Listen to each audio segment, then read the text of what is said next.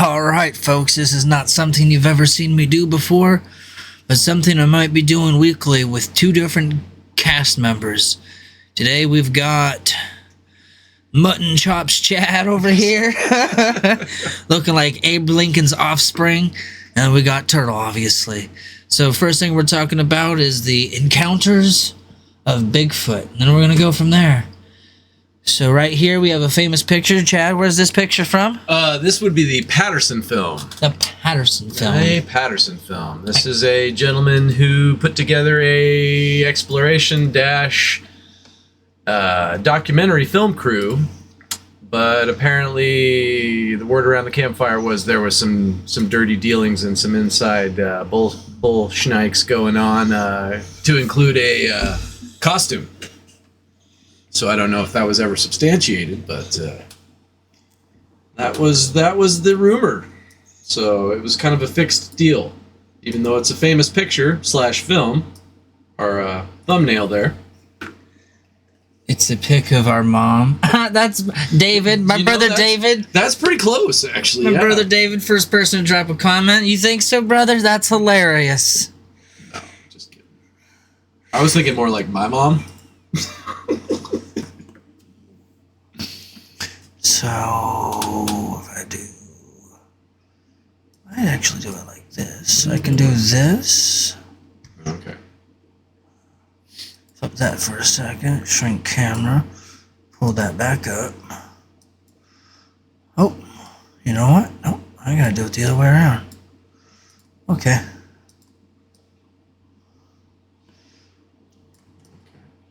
Fun. I like it. Alright. So we go from there to here. International Bigfoot Conference. So this was the picture they used to talk about it, but right here. From 7 years ago. Yeah, that was 7 years ago. Now, where would you say the most popular reports, from what your understanding is, on Bigfoot? The Pacific Northwest, from what I understand, is one of the hotter spots. Oregon, Washington, Northern California. And Alaska, I do believe, right? Yeah. Alaska has a lot of different myths based on folklore and oral traditions from a lot of the tribal cultures up there. Right here's an estimated picture size of a Bigfoot. Well, that's pretty damn huge if you ask me. What's that, about 9 feet tall? I would say, yeah, about 9, maybe even close to 10 foot tall. And we're talking... He's a goofy-looking bastard, though, isn't he? Weight, what would you put that at? At least a ton, right? A good 2,000 pounds, 1,500 pounds? 900 pounds, possibly, depending on the muscle mass, fat density. I mean, how big is a gorilla weigh? Oof. That's a good 500-600 pound deal, I think. We're gonna Google that right now. I mean, gorilla weight. They don't call it the gorilla in the room for nothing, right? Gorilla. So, because I can't spell, we're gonna go to Wikipedia. So, how much does a gorilla weigh? 270 kilograms. Okay, so what's that in pounds? Let's see. That would be times 2 plus 10%. So 540 pounds plus 54. 594 pounds. Approximately. Let's see how close he was. You said 594. It was 595. Holy shit, that was close. I used to be a paramedic, brother. So 600 pounds. So if a gorilla's weighing 600 pounds, then yeah, I would... That's 800 to 900 pounds, yeah. Yeah. Approximately. I could see it being even... Not just that, but that thing would tear a gorilla apart. See, a gorilla is also not as tall, so I'm thinking this is more like a ton. Well, you're talking... Like 1,000 pounds, I mean. Well, and then you've got the whole Australopithecine thing. What kind of gorilla? You've heard of those, right? Well, I just Googled average just gorilla. I mean, I'm not trying to... Well, these are things that are based in fact. These are hominids from our distant past, supposedly, and they're archaic. Distant past. That looks like an orangutan. No, that's more like... color-wise. Well, apparently the spectrum goes from dark brown all the way to orange. That's very orange. I would say that's... Well, and I'll tell you, I have an account you know what? we'll talk about later that my father had with an orange ape. Isn't this Harry from the Hendersons? Wasn't he orange? I think he was more brownish. Oh, this Yeah, was. there you go. There he is. Okay. Now that was a funny movie. It made Bigfoot seem not so harmless. It was a little 10-ply though. I thought it was a bit soft. Like Bigfoot should have rained his revenge on people. Not warmed our hearts. Jeez, who wants that? I mean, that's a good question. So they call it a Yeti in the Himalayas in China. Yeah, that would be the Asiatic version of our friend. So if we're looking at the Yeti, they're saying they're more like a frosty version. Well, I mean, myelin is going to provide the amount of pigmentation in the fur that you're going to need for, seasonal change as far as camouflage is concerned. I mean, he's not the national hide and seek champion for no reason. That is the blurriest effing photo I've ever seen in my damn life. Like the background of one of the the Russian pass, Dyatlov Pass. Isn't that from the background? I don't know, but I do believe that is actually that picture right there was taken of a group picture of the Dyatlov Pass, 8 or 9 people that died mysteriously, and that supposedly was in the background. Yeah, that's one of the guys that climbed Everest's pictures. Oh, really? Yeah. So this is in Mount Everest. Pictures of what looks to be, I mean, the footprint is longer than a pickaxe head. How long would you say a pickaxe head is? Oh, I would say at least 1.5 feet. Maybe 2 feet. So the average pickaxe would be at least Ice axe. 16 to 18 inches, 20 inches long, if not longer.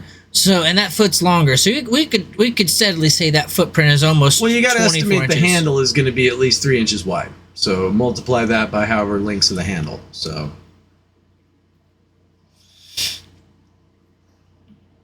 Okay, we'll say that's a good 2 foot long footprint. I would say so, by my estimation. And the big toe is definitely pronounced. Yeah, that's like a freaking orange. Bigger than that's more like a softball. And the arrangement of the digits is pretty curious as well. Is there only 4 there? It seems to be 4. It almost looks like it's if you've seen how orangutans' feet are shaped, it's almost kind of that way. Yeah. Well, and you got to really look at how deep the print is as well, and how much it packed the snow down. That shadow is pretty substantial, so that's a fairly deep print, indicating that whatever it was fairly heavy. Yeah, I mean, look at this close up. That's several inches deep, and then that's on the toe. You come over here. This is look at the down to shadow the ground. that's the ice axe is throwing, and then look at the shadow on the prevailing edge of the aspect of the print. Huh.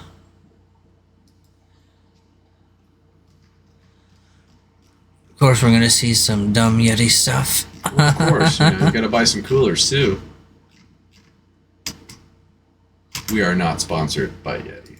Not sponsored by Yeti. Not sponsored by anyone on this particular situation.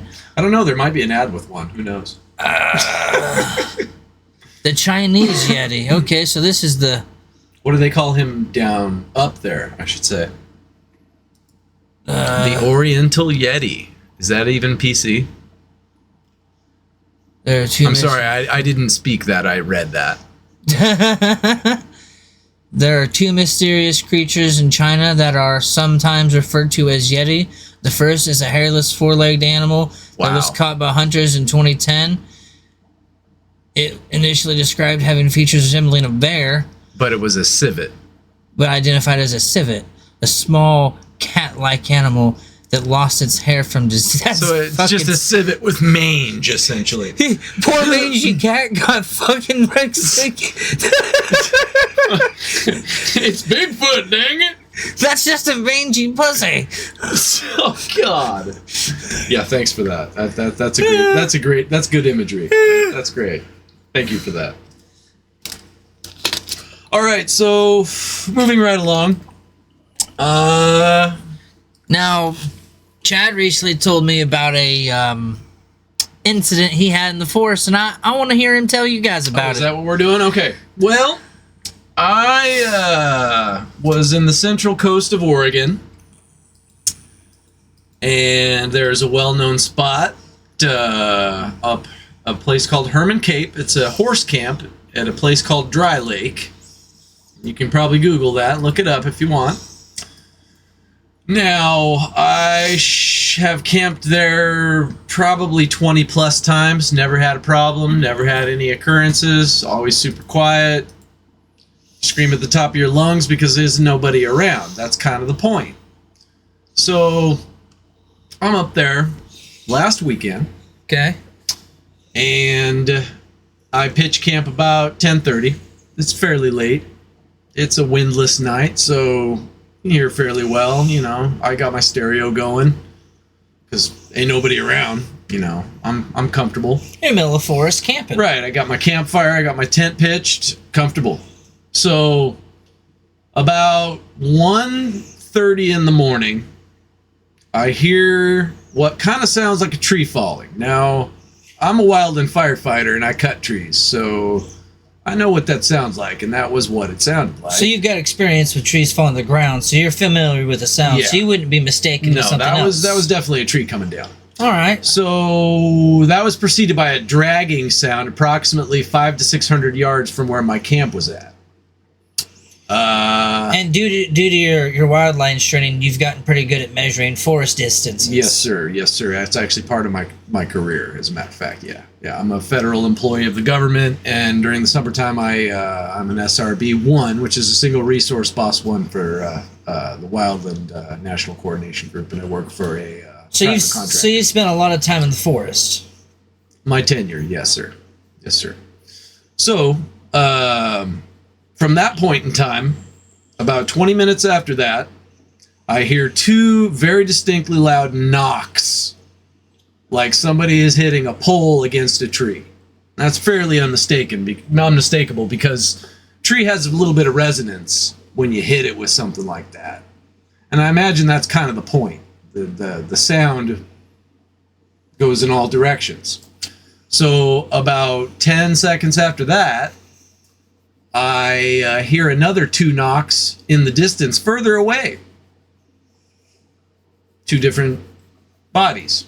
Now, did you think it was someone in the woods playing with you? No, it was beyond reasonable doubt because there was nobody around. You saw no vehicles at all. This area is 12 miles from a town and about 2 miles from any house up a gravel road, and not a nice gravel road either.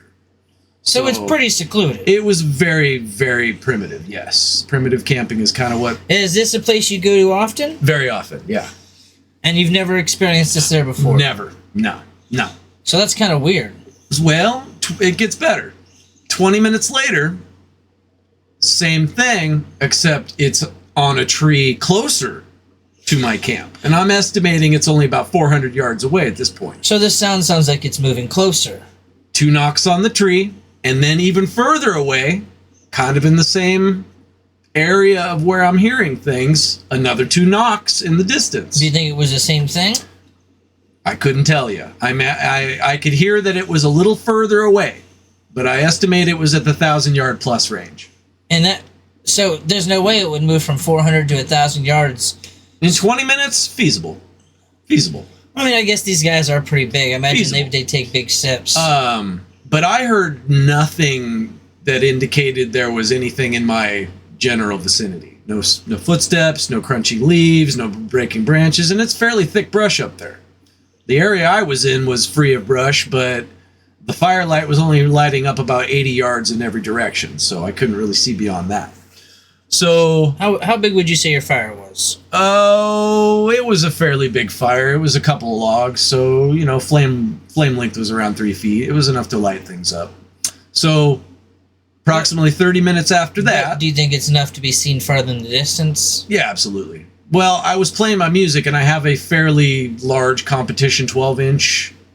So you were being loud subwoofer. enough to draw attention. So the bass was probably registering that in a way that you could hear from fairly far distance away, like bass carries. Treble doesn't carry because a lot of that undergrowth in the brush will get rid of that, but bass carries. And anybody that has a fairly large stereo system will tell you that. So, anyway, about 30 minutes after that, I hear another knock, approximately in the same area, and then another much louder knock, only about 100 yards away from my camp, on the lower road below where you drive into the entrance of the Dry Lake area. And then I hear another knock in the distance, and then further away, I hear another knock in the distance in another spot, and then so far away I could barely hear it, I heard another one. So do you think this is the same thing? Hold on. And then perpendicular from my camp was another one about 400 or 500 yards away, and then another one about 100 yards closer than that. So there was approximately 8 different soundings going on. So there's no way it was the same thing making this sound? Absolutely no. There was 8 different intelligible bodies that were communicating. And not only communicating, but they were communicating something about me being in the vicinity that they were in. Now, do you think this could have been people, or do you think the thuds were too loud to have been a person? There is no reason for humans to be up there. Camping in that spot is the only reason for humans to be there. So we don't got no wrong turn situation with some creepy hillbillies. The rednecks are back in town. Okay. Yeah. And I'm a redneck, so I mean no offense. He's like, I see my own kind right there. It's all good, Anyway, so I shared this information with my brother, and he told me that he's been in the know about a few things about their migratory patterns, and that I possibly was in the middle of the wrong place at the wrong time, at just the wrong point in their migration. Because in the wintertime, supposedly they head south. It does get pretty cold. Here it does, and rainy. So, especially on the coast where apparently they're at. Now, up to that point, I was a bit of a skeptic about the whole Yeti thing, Sasquatch thing, even though I was on a wildfire at one point where someone literally saw one in the very next section from where I was working. Apparently. Was this someone that you knew? No, they put it on the t-shirt for the incident. It was a well-known thing. The helicopter pilot was like, hey, we saw Bigfoot. They saw him in a clearing coming over a hilltop. Interesting. Yeah. So, up to that point, I was a skeptic. But after that point, I wouldn't say I'm a believer, but there's very few things that would explain what happened to me. And if anybody in the comments wants to contribute to any of their experiences, please do, because it'll make me feel a little less crazy.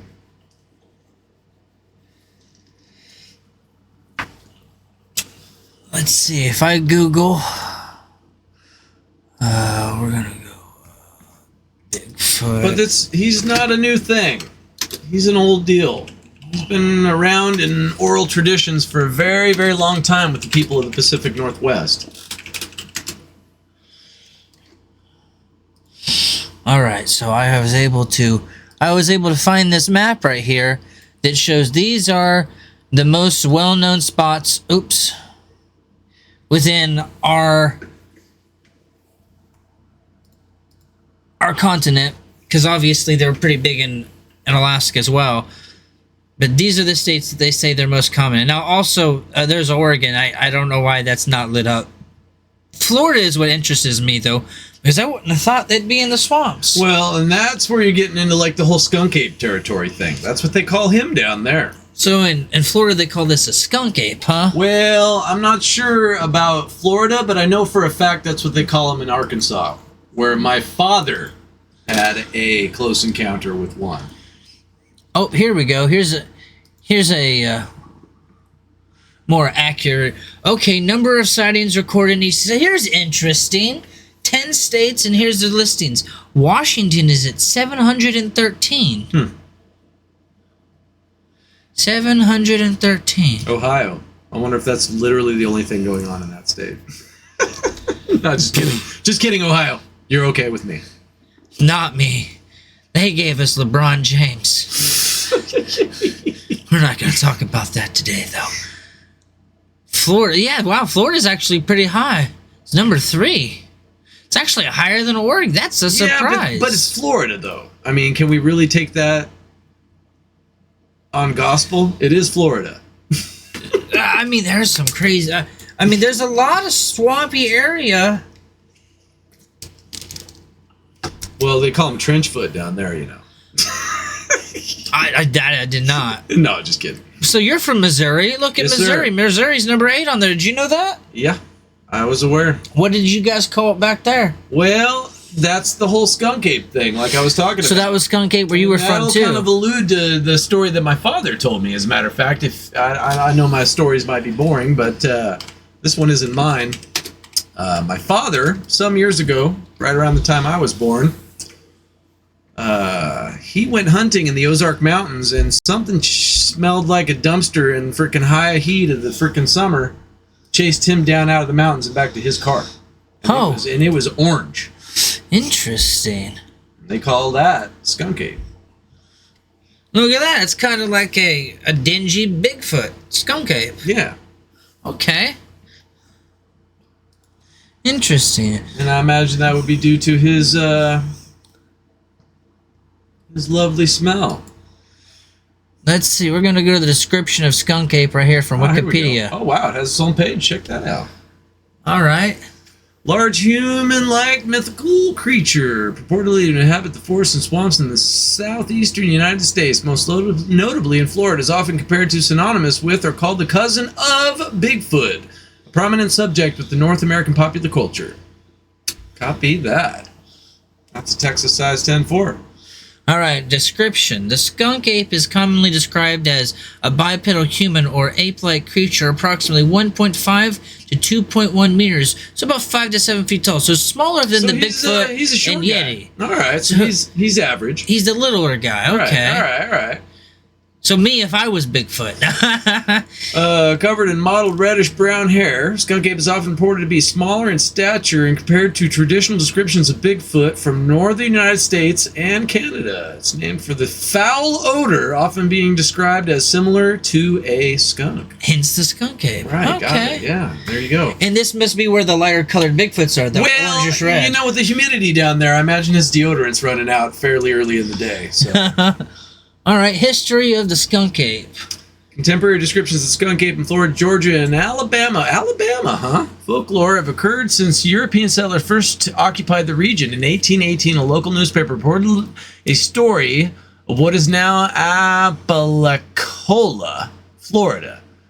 Apparently, that's an Appalachian Appalachia. thing. Yeah. Apalachicola. I think. Appalachia. Apalachicola. There we go. That's a good one. I like that.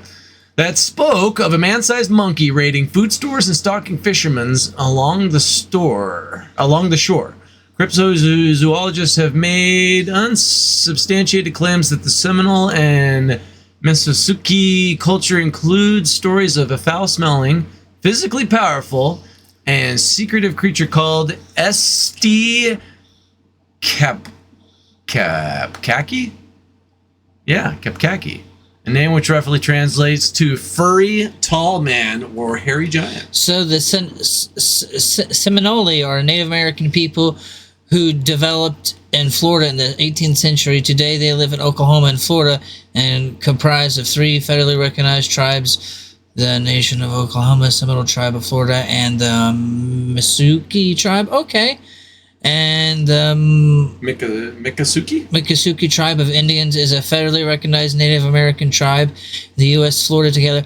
Okay, so that's where they got the legends from. So it's a Native American legend. Thing, right? So it's a Native American legend dating back over 200 years. Well, 200 years is where supposedly the settlers Started to notice. Right. And, Okay. it's like Facebook. It ain't real until the settlers fucking figure it out. In 1929, an alleged sighting occurred in a famous, then recently constructed Perky Bat Tower at Florida Keys. Witness reported an unknown ape-like creature has drawn construction site after inspecting a bat tower. Shortly after it has been stalked with bats, the creature shook the tower, driving off the bats before running off into the woods. That's kind of weird. Interesting. In 1942, a man in San Juan County reported a similar creature rushing out of the brush line and was driven down an isolated road. So this is happening in more than one location within Florida. And contemporarily as well. Like, it's happened fairly recent. Yeah, so, I mean, Native Americans saw them, country folk saw them. It seems like it was more common in the 50s through the 70s, apparently, according to Google there. Beginning in the 40s, there were a number of alleged sightings of the creature known as the Barden Booger. In the 1960s, a rash of sightings in Central Florida happened around Alachua County and Marion County. One such report in 1963 involved several members of a family encountering an ape-like creature. So this isn't just one person, right? This is a family of people saying they saw it around their rural home, including one instance of it approaching a window to peer inside at night. Oh, we got a peeping Tom pervert Bigfoot. Got it. Reports of skunk ape were particularly common in the 50s through the 70s. The Bigfoot Field Research Organization archived hundreds of alleged sightings across almost every county in Florida, beginning in the. So this was all over the state, because it said every county in Florida. Is that? It's a big deal. That's more sightings than I would have expected. In the 70s, Palmer Beach County Sheriff's deputies named Marvin Lewis and Erin Maurer reported an ape-like creature. So we've got police officers talking about it right here. Police officers. Mm-hmm. So not just crazy folk in the country. Well, that just puts it beyond a reasonable doubt. You know, if it's in a police report. I mean, police made a police report about their sightings. So that's, I mean, hell, that's not even something I knew till just now. Right. Right. Did you know that? No, I didn't know that, actually. That's crazy. That is interesting. It is. And that way, it wasn't like it was some early 18th century. Like, we're talking about the 70s here. Mm-hmm.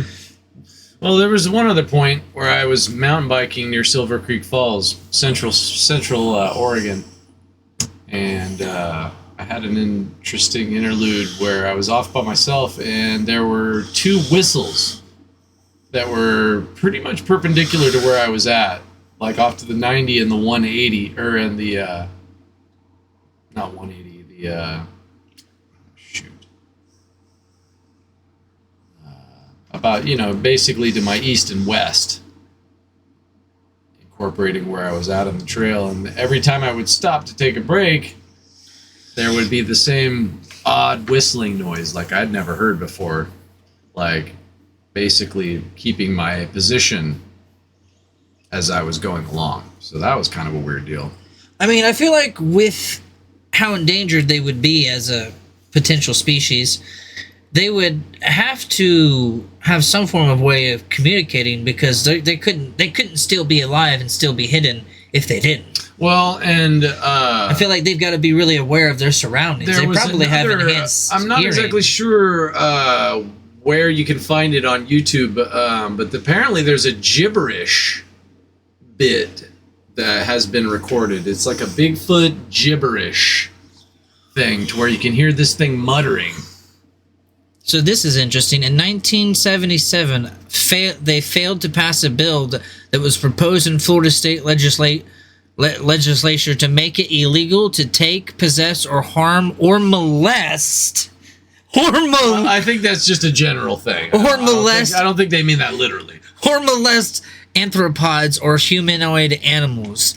So it was on the ballot. So was Florida like, no, we want to be able to molest Bigfoot if we find him? Apparently. That's.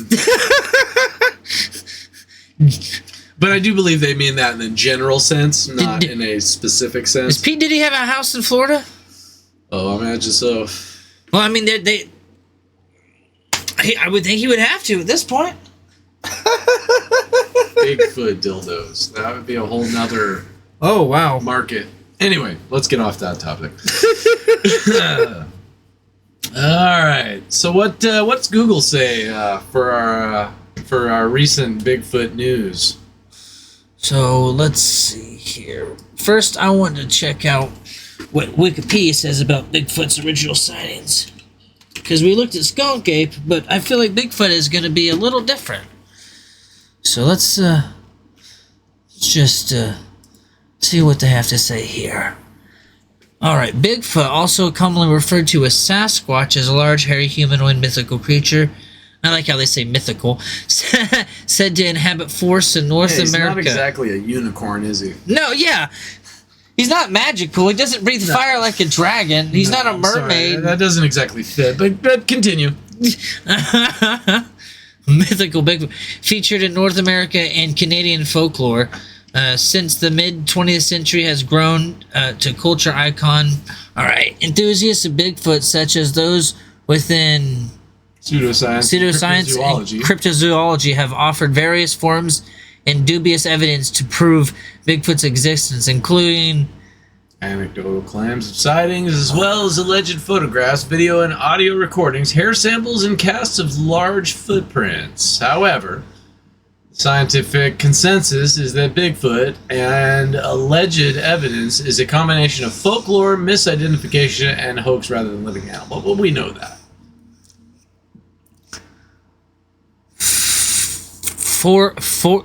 Folklorists trace the phenomenon of Bigfoot to a combination of factors and sources, including the European wild man figure. So this was also in Europe. Folk tales and indigenous cultures, examples of similar folk tales of wild, hairy, covered humanoids exist throughout the world.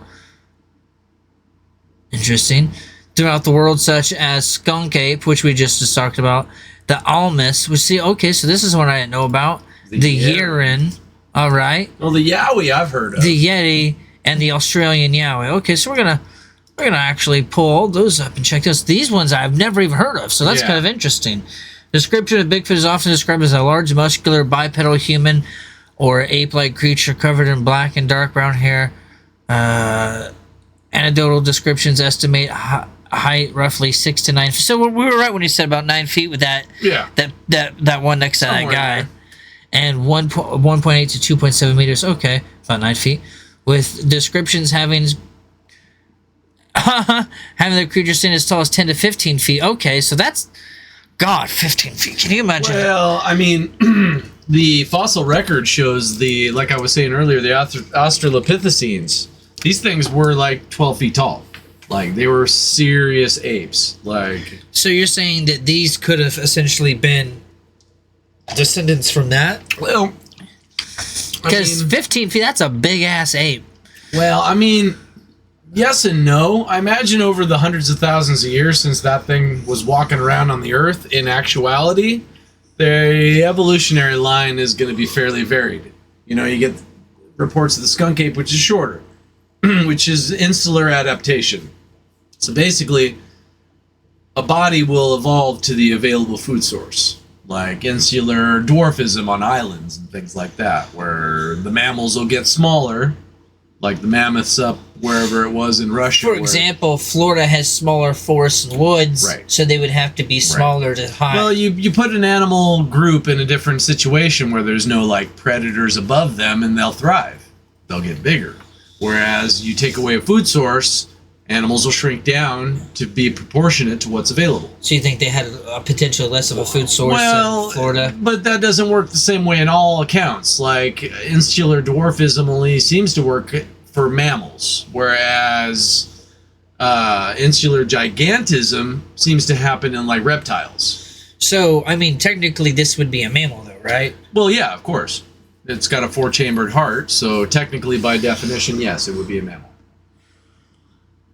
In 1970, multiple people in Dallas... Well, actually, I believe the literal mammalian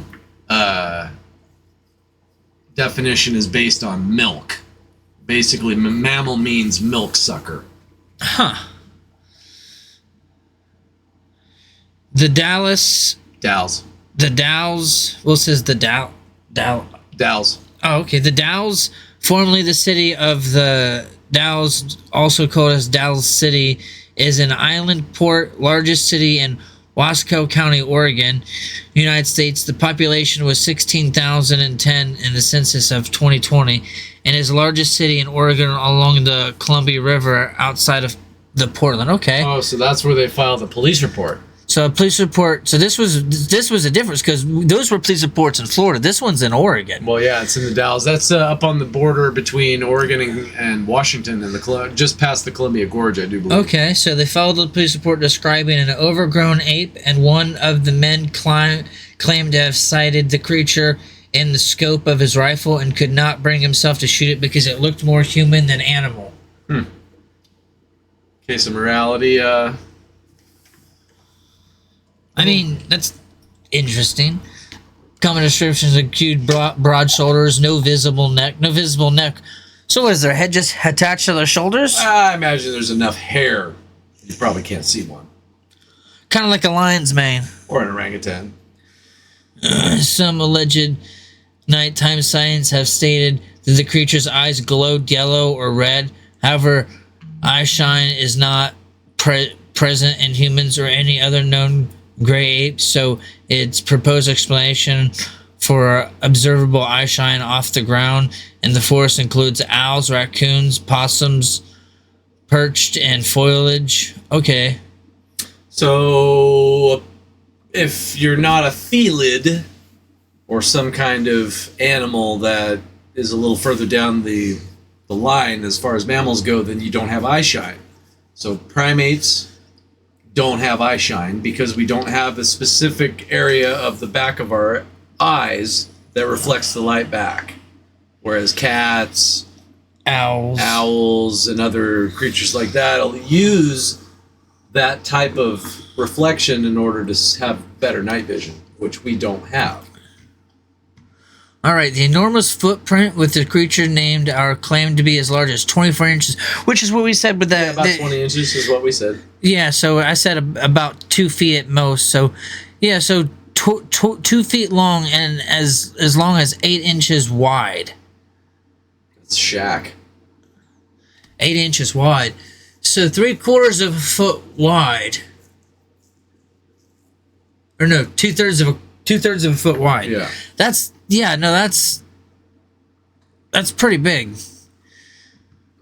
Some footprint casts have also contained claw marks, making it likely that it came from known animals such as bear, five-toed claw. Okay, well, I mean, he could have some really ranchy toenails. Okay, so those are like reproductions of painted rocks and cave paintings of our guy. So the folklore and early records, ecologists Robert Pyle argues that most cultures have accounts of human-like giants in their folk history, expressing a need for some larger-than-life creature. Each language has named the creature, featuring in local versions such as legends. Many names mean something like wild man, hairy man, although other names describe common actions that have said to be performed, such as eating clams or shaking trees. Hey! Shaking trees, kind of like what you were dealing with in the forest, described as European folklore traditionally had many instances of the wild man in the woods, or wild people, often described as naked creature covered in hair, with only the face and feet and hands, in some cases knees and elbows, or breasts remaining bare. Gotta have them titties. These European wild people ranged from human hermits to human-like monsters. Upon migrating to North America, myths of the wild people persisted, with documented signs of wild people reported in now New York State, Pennsylvania, and paper-titled images of the wild man inside and outside of Europe. It stated, to be sure, the modern Sasquatch is largely a product of European-derived culture, as possibly to be even greater existent in Australia. The Yahoo, according to traces of the European wild man, are discernible in both figures, yet the Sasquatch is partly rooted in Amerindian representations as hairy hominoids, even though the relationship between these, which are often described as small, and the giant Sasquatch of popular Canadian and American imagination is hardly shot for. So that's what George IV said. But, you know, what does George IV know?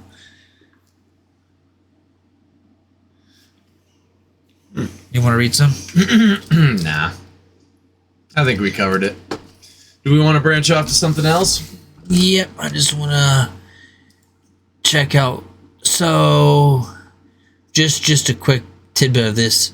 The Almas is the folklore of the Iran. Okay, so even in Mongolian and Turkish land and Iranian, they have their own version called the Almas.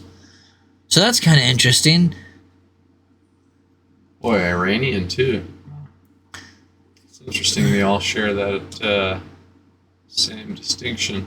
Mongolian, including also Dumbo, the hills of Almas. So the mountains, the Red Mountains, okay. So once again, we're dealing with a mountain area. So he's pretty notable in either mountains are there mountains in Florida? Northern. But, well, I mean, they did say Georgia, which is right above Florida too. So it might have been Alabama as well.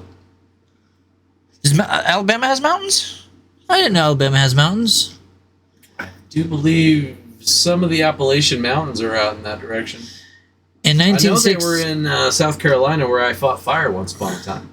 In 1964, Soviet scientists, so a scientist from Russia, proposed that the Almasty could be a relic population of Neanderthals still living in Siberia. So, according to this guy's theory, he thinks that Bigfoots are essentially just a branch of Neanderthals, which, I mean, would kind of make sense when they're called the missing link. How would you say this right here? This looks Japanese. What is urine? The urine.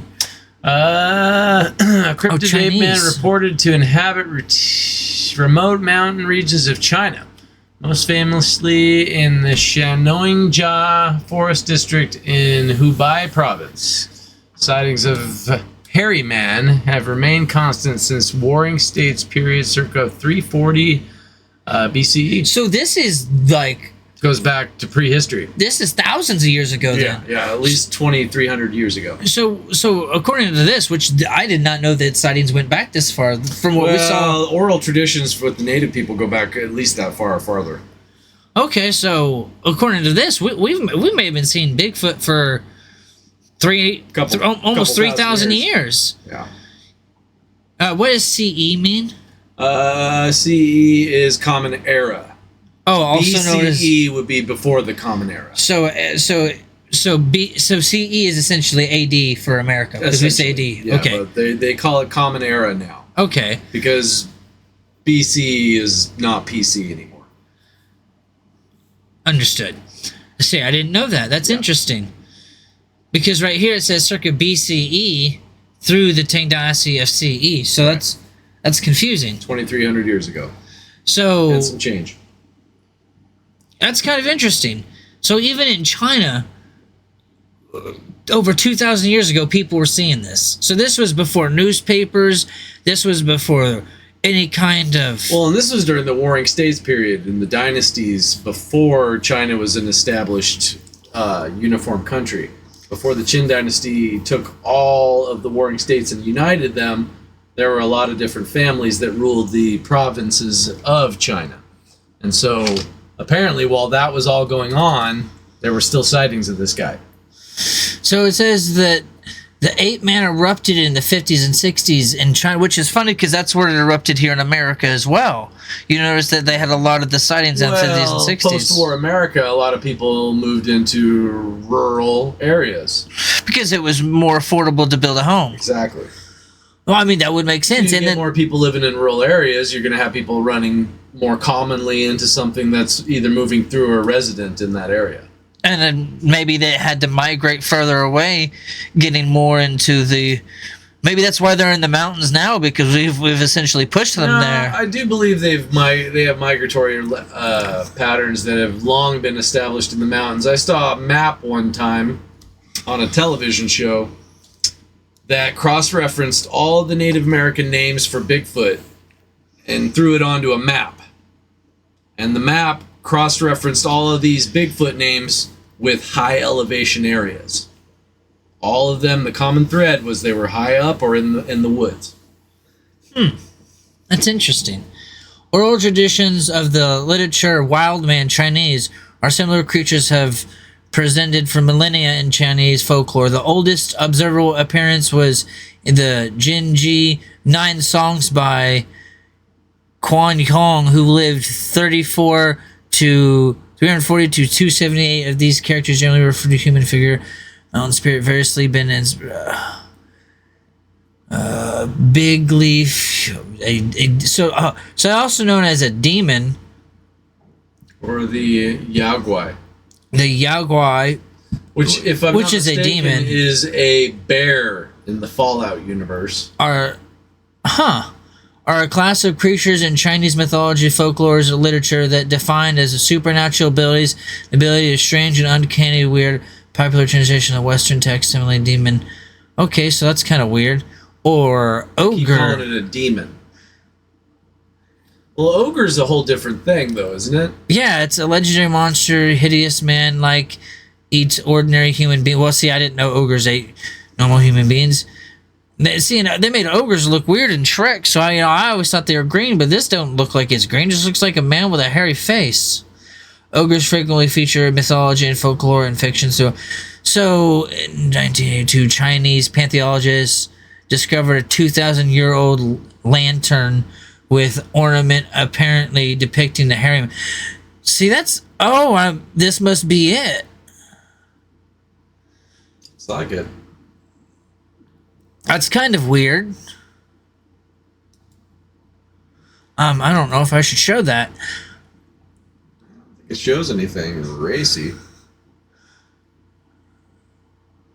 So, I mean, it's more frequent in Tang Dynasty. When was that? So that was, what, 600 to 900 70 in the Common Era, so that'd be about 1,100 years ago. So, I find this interesting that it's in so many regions. And then here, the Yowie is named as Australian folklore. Yeah, but that's the name that I do believe the Aboriginal people gave him. The outback, the creature and the roots of the Aboriginal orals. Yep, you're right. In parts of the Queensland, they are also known as Quicken, or a type of Quicken, as a Jugabina. In part of New South Wales, they got some weird names over there. They are called... You want to read these? Because I cannot. What is it? Gingdaring, Jurawara, Mingawin, Putikan, Dulaga, Gulaga, Thulaga, Yahweh, Nokuna, Wawi, Pankarlangu, Jimbra, Jangara. Yeah, it looks like about it. I think that's probably all the dialects of the different tribes, possibly.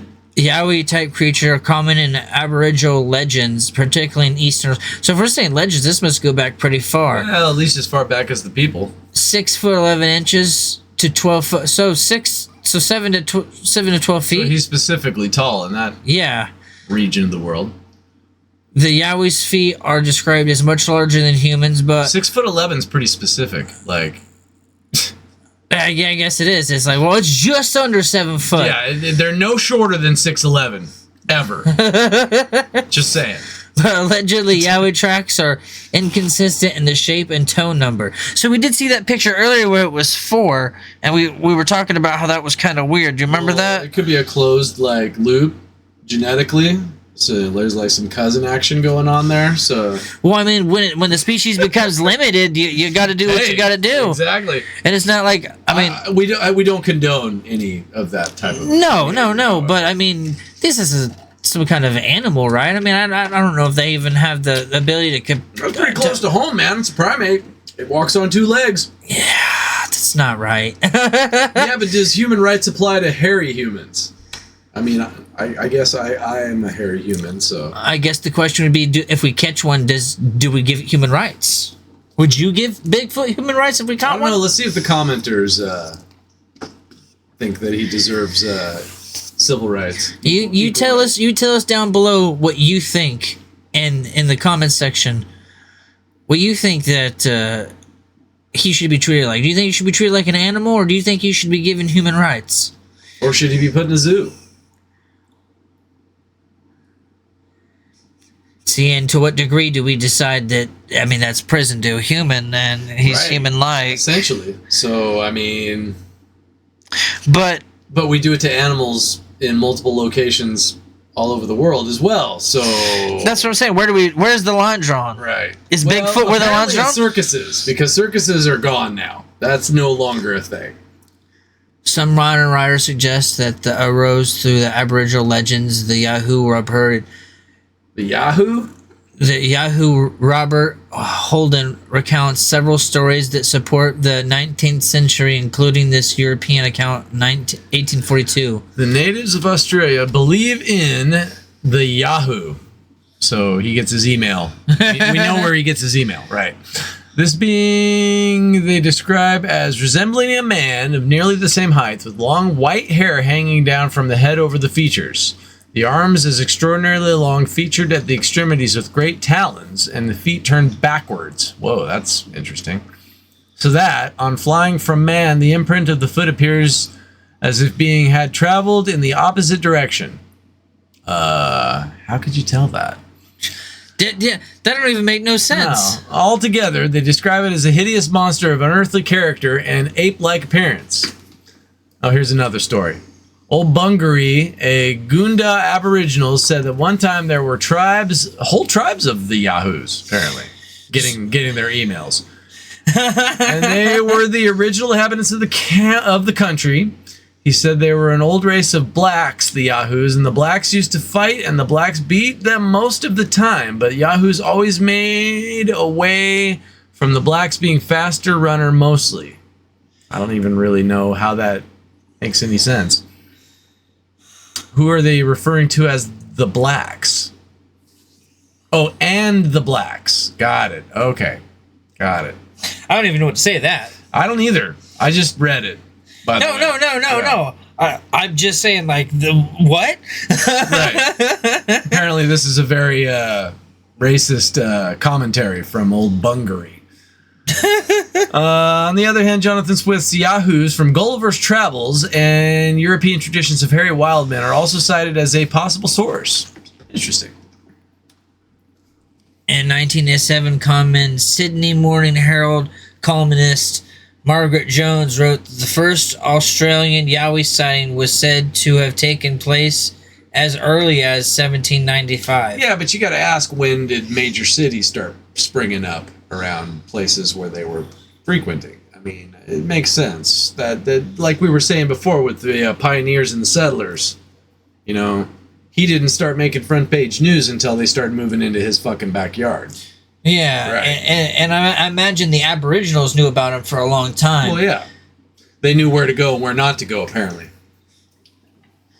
In the 19th century, the 1850s account of indigenous apes appeared in Australian Town and County Journal. The earliest account in November of 1876 asked readers who had not heard from the earliest settlement of the colony, the blacks speaking out of some unearthly animal or inhuman creature known as Yahoo, Devil, or Hairy Man of the Wood. Okay, so apparently our Aboriginal friends are being referred to as the blacks. So that's that part. Interesting. That doesn't seem very nice. No. Wow. I mean, technically, weren't they there first? Who? The Aboriginals. Well, yeah, before the settlers, absolutely. Yeah. Like tens of thousands of years before. Yeah, because when did Australia start getting settled? Because I know it was essentially colonized by felons and prisoners of your I trash. think that's wasn't actually it? a widely misconceived bit of information. I'm gonna have to look that up in one I think there was a second. couple isolated islands that had penal colonies on them. But I do believe the bulk of the people that lived there in those times were settlers.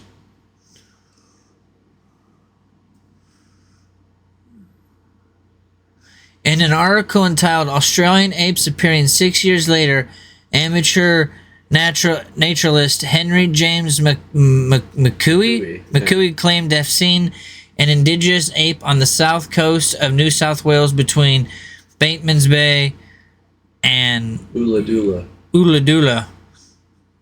A few days ago, I saw one of these strange creatures on the coast between Bateman's Bay and Uladula. So I'm guessing this is the quote His from first-hand account. his first-hand account.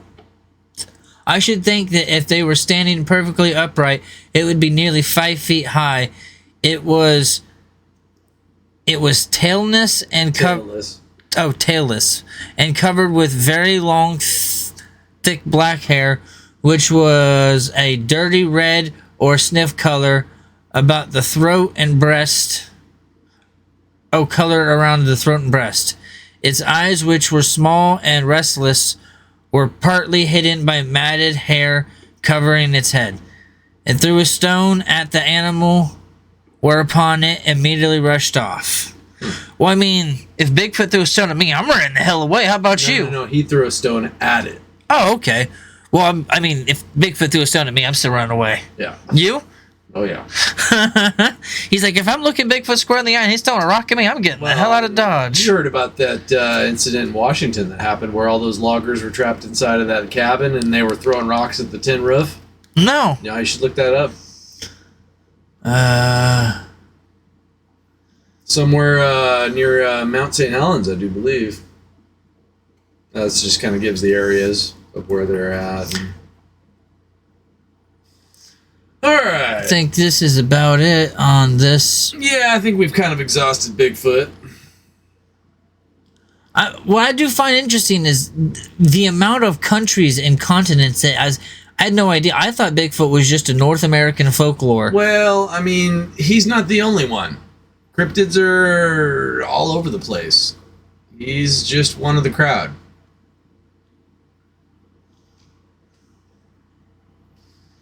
Some people think he's transdimensional. Other people think that Bigfoot sightings are accompanied by alien, like UFO sightings. I don't know if I put any stock in that, but... What do you mean? Apparently Bigfoot is a interstellar traveler, some people think, because there are encompassing UFO sightings that are apparently... So what? Bigfoot's actually an alien? Yeah. Some people think so. I've heard that around the campfire. I think that's the most laughable theory. Hey, it takes all kinds. Absolutely.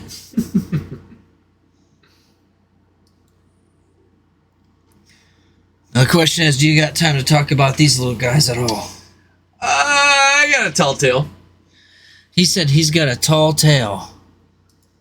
I Okay. think that's a terrifying picture. Well, that definitely is something that's going to haunt my nightmares. So I'll open this up with a little bit about trans dimensions. Now, whether you believe in it or not, apparently there are thin spots between dimensions where some of the wildlife leaks through.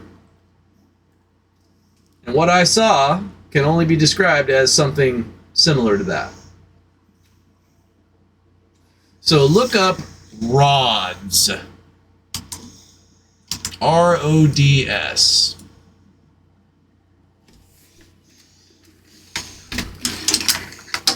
Now, some of you out there are going to know exactly what I'm talking about.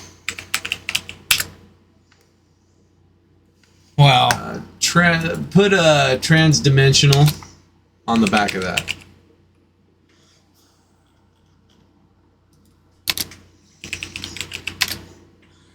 Dimensional.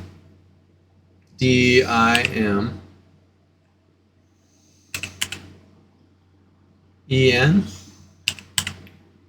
There we go. Transdimensional moving. Is this it? No. Get rid of the moving. I think that's a company. All right. Oh, okay. Perilous. So this? Yeah. So apparently there's a group of people that believe that there's a fourth dimension that is parallel to the dimension that we are experiencing currently. And as I said before, some of these places provide thin spots between those areas. And some people think that some of the wildlife has leaked through, including these transdimensional creatures, which are called rods, from what I've gathered. Now, when I was a much younger man, there was a place that I used to frequent up near a place called Yellow Bottom. Yellow Bottom? Where's that at? In the Quartzville Wilderness. Where's that located? Outside of Sweet Home, Oregon. Okay. If you head up to the Foster Dam and go across, you'll end up on a road that takes you up, further up into the wilderness. And at some point, there's a gravel road, and this thing is pretty far. It's at least 20 miles up this gravel road. And what it is it's a giant volcanic plug that sits up where a mountain used to be. And what happened was the erosion caused all of the mountain parts to fall away from the volcanic dome, and just this plug was left sticking in the air. Now, this was a spot that had bad juju with the natives. They didn't like going up there because it apparently had some strange energy. Is this the same place where I hear like gravity isn't the same in a certain No, location? but there was a video a short time ago of a guy who saw apparently a giant that opened a door on the side of that cliff. That was in the same area. Now, I don't know if I buy any of that, but I was up there by myself, and it was a foggy day. I went up onto the top of Manise Point, is what it's called, this volcanic plug that the natives did not like going near. And it was just about to get dark. It was twilight. And I got down off of the rock, got my truck, went to leave. Before I get too far down this gravel road, taking me down the mountain back to the main road, I see about 3 feet off of my front corner light a little orange ball, about yay big. Okay. Not super bright, but luminescent. Orange in color.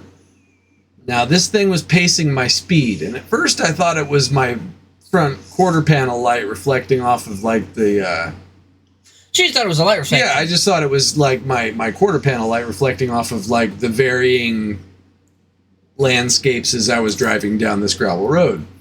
I mean, that can happen. And then Metal's it reflective. wasn't until a couple of minutes after that I first noticed it, I noticed that it was indeed not a reflection. It was its own little entity.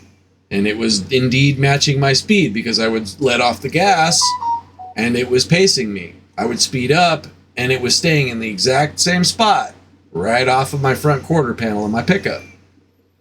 So this little gravel road takes me about 8-10 miles to the main road, to a paved road. About halfway down this road, this thing... About when was this? This was approximately 1997. So this was before they had little droids and... This and was a long time before unmanned aircraft. So there's no way it could have been a drone of any kind? No, absolutely not. Unless the government was in possession of that type of technology at that point. Which I don't doubt, but there was nothing for miles and miles around. So there's no way it could have been some kind of kid messing around with a drone? Absolutely not. Absolutely not. Yeah, because Not just that, but this thing was that big. That big. Well, I mean, I know they make some small drones. They do, but this thing was perfectly round and it was putting off a consistent orange light that seemed like it was diffuse. Like it wasn't like I was looking at a light bulb. It was... So do you think this would have been maybe an alien droid drone? So, back to the transdimensional rod conversation. I shared this information with a friend of mine, and he said that he knew of a place where these things flew all over the place regularly. And he wouldn't tell me where that was, but it was somewhere near the same area. And he claimed that it was these transdimensional creatures that had come across from another dimension. And that's what we were seeing.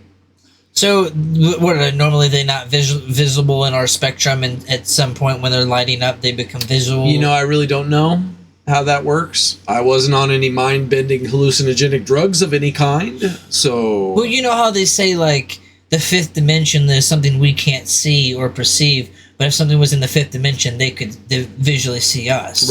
Right, possibly. Right. To explain ghosts and spectral beings and things like that. Right. Thin spots. So I get down to the main road, and this thing is still following me because I just kind of like put it out of my mind. At this point, how far or how long do you think I've driven probably 15 minutes down a gravel road to link up with this main road, and I gas it as soon as I hit the pavement. I'm up to 70 on the straightaway, and this thing is still right there. So about 5 minutes into this, I'm slowed down to about 45 miles an hour, and this thing takes off out in front of me so quickly that it just became a point of light and a tracer's in my vision. Like, it made a tracer in my vision. It moved so quickly. And about another minute and a half passed before it came at full speed.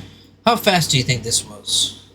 I was going 45 miles an hour, and it became a point of light within a half a second. So I estimate it had to be moving 200 to 300 miles an hour to completely leave my vision in a linear path straight in front of me. Gone. And then it came back. So it shot like a bullet. Like a bullet. And then it came back. Did it make any sound? It did not. It stopped right in front of my windshield and started going backwards to match how fast I was going after it stopped. After it came at me like a bullet. So it's like it was watching you. And then it went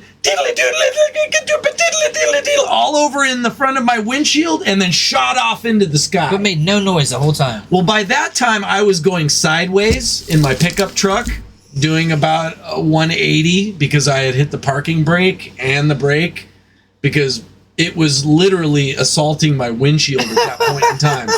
And by the time my truck stopped in the road sideways, and I was like breathing hard, trying to figure out what the fuck just happened to me, this thing shot up into the sky so quickly that, again, it became a point of light, and it was gone.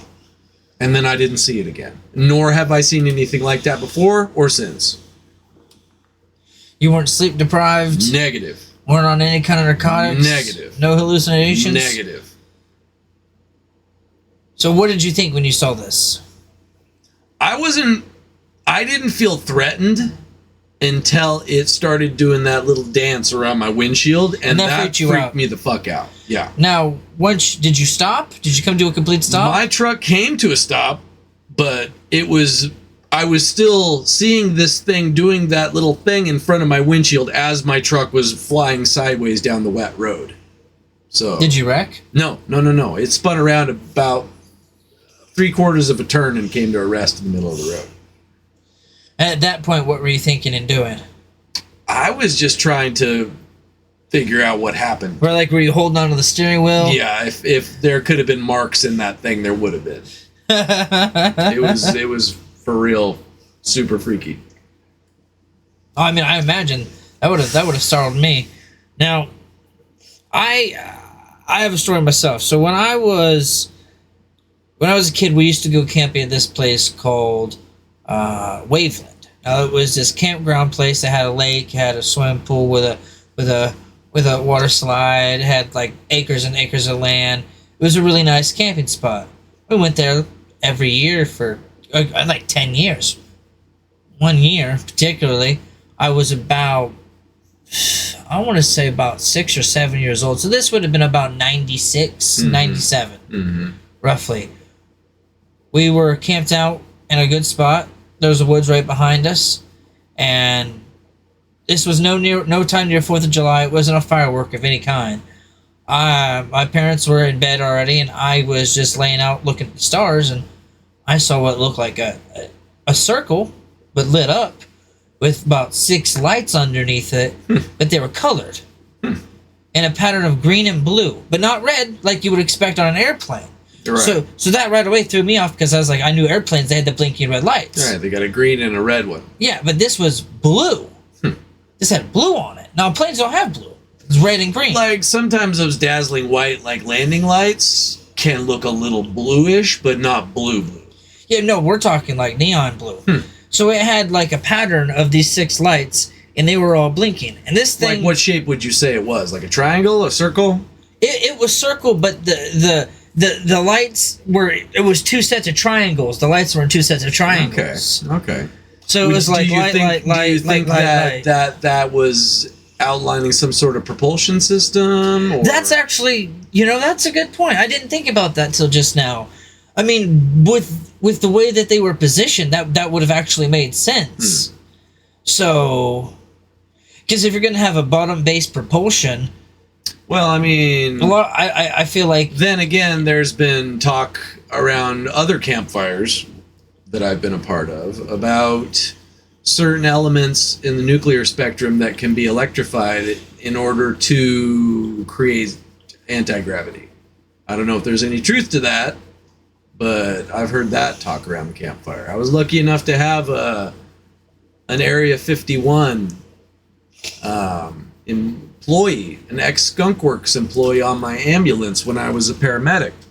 He was near death, and I make conversation on these long transfers. It was about an hour from my receiving facility to the transfer point.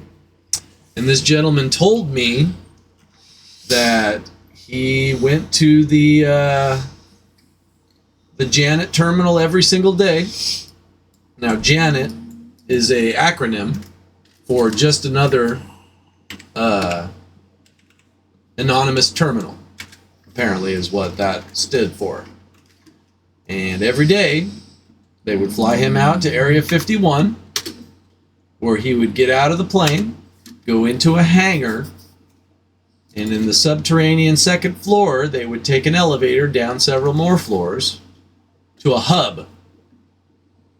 Now, this hub was made up of pneumatic cars. That is to say, cars that were put inside of a pressurized system like a bank tube. You know, like the bank tubes at the drive-thru? yes. Just gigantic and held human beings. So every day, he would get inside of one of these things, and it would take him, however long it was, several miles to the Papoose Lake facility where he worked. Apparently, Papoose Lake is where all the propulsion stuff was, complete with a mountain that opened up into a hangar of some kind. So this guy said that this pneumatic car would take him that distance in about 5 minutes, indicating that it was going several hundred miles per hour.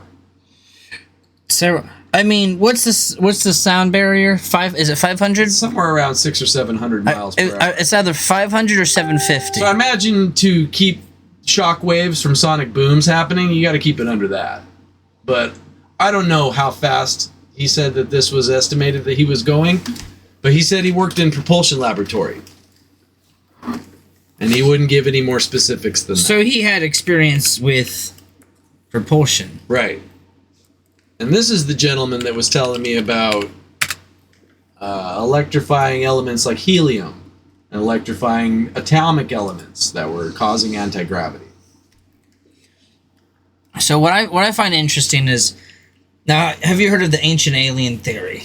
Yes, but I don't necessarily subscribe to that because they just knocked the dust off of some crazy Nazi theory and resold it. What do you mean crazy Nazi theory? Well, the whole alien astronaut theory is based on the search throughout the globe by the Third Reich to prove some sort of Aryan influence that basically was the Promethean influence around the world. That the grandfather race was the Aryan race, and we were the race that taught everyone math, warfare, architecture, all of these things. And that's what the Nazis were trying to establish, was the information to back up their right to rule for another 1,000 years. So in doing that, they sent scientists all over the world to prove this crazy connection. And alien astronaut theory fit into that as well. And so basically they just dusted off an old fascist belief and marketed it into the common age.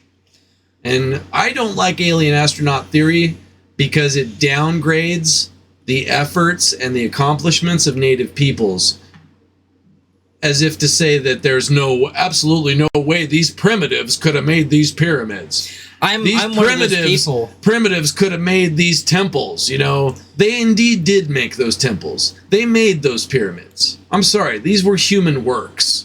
Do you think that a race of aliens that traveled thousands upon thousands of light years to get to here would make stone idols?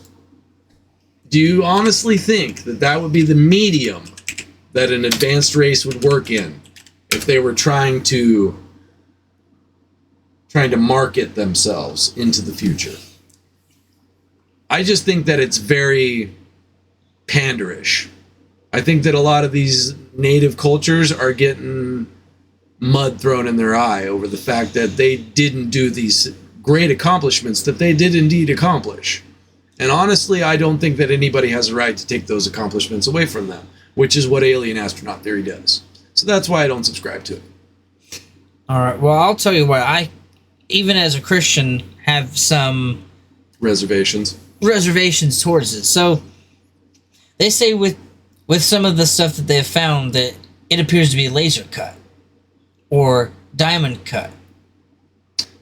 Right. Now, how would our ancestors use laser cut and diamond cut technology? There was an account from the Mayan people about how only the sacred priests could make the cuts for these rocks that you're talking about. And that he used a tool that looked like the bill of a crane. So I guess the question would be, is this some sort of ancient technology that they've recovered and were able to use for their own benefit? Because there is a connection to some sort of tool that was used for some of that construction. But my point is, the construction was done by the native peoples, not by some far-flung alien fucking race. I'm sorry. I don't subscribe to that.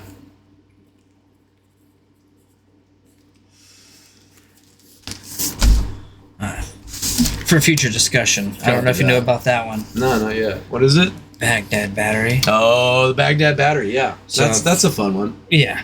I figured that'd be a good topic for future discussion. Anode, cathode, a little bit of lemon juice, and a clay pot. You got asphalt. You got copper. You got a battery.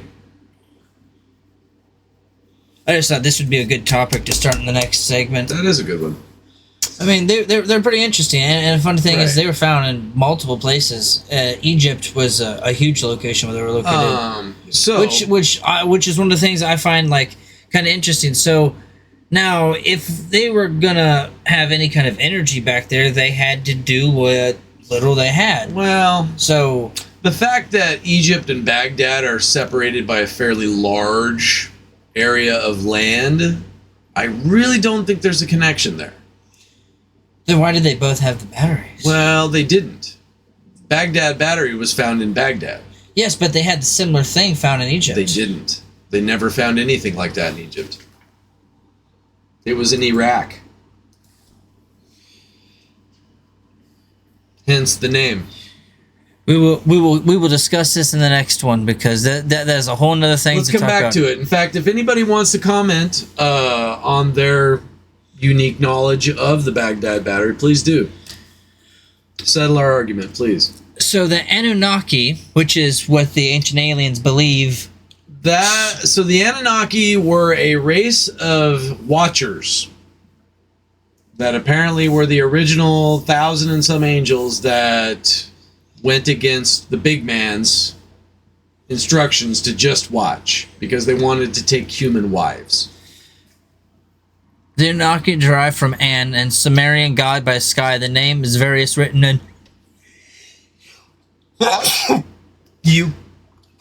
So the Anunnaki and this is another reason why I don't subscribe to the Ancient Aliens theory, other than the fact that it's been proliferated by a scammer named Eric Von Doniken.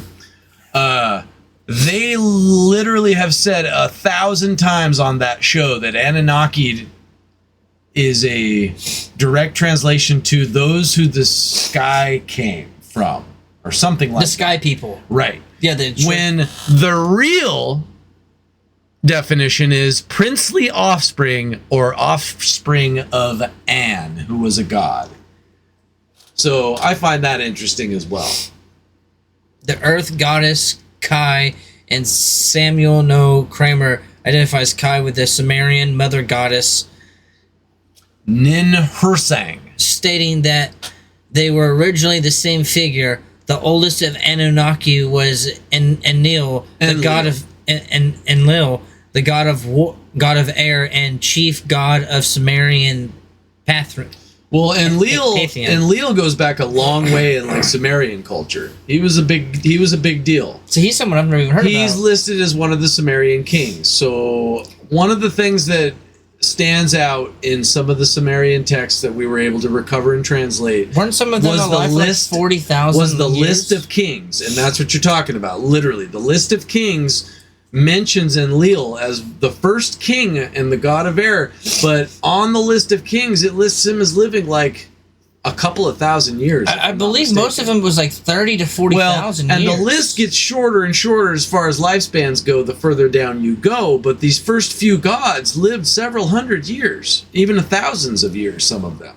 Now, does that purport that they were traveling through deep space? Because when you're traveling closer to the speed of light, time behaves differently.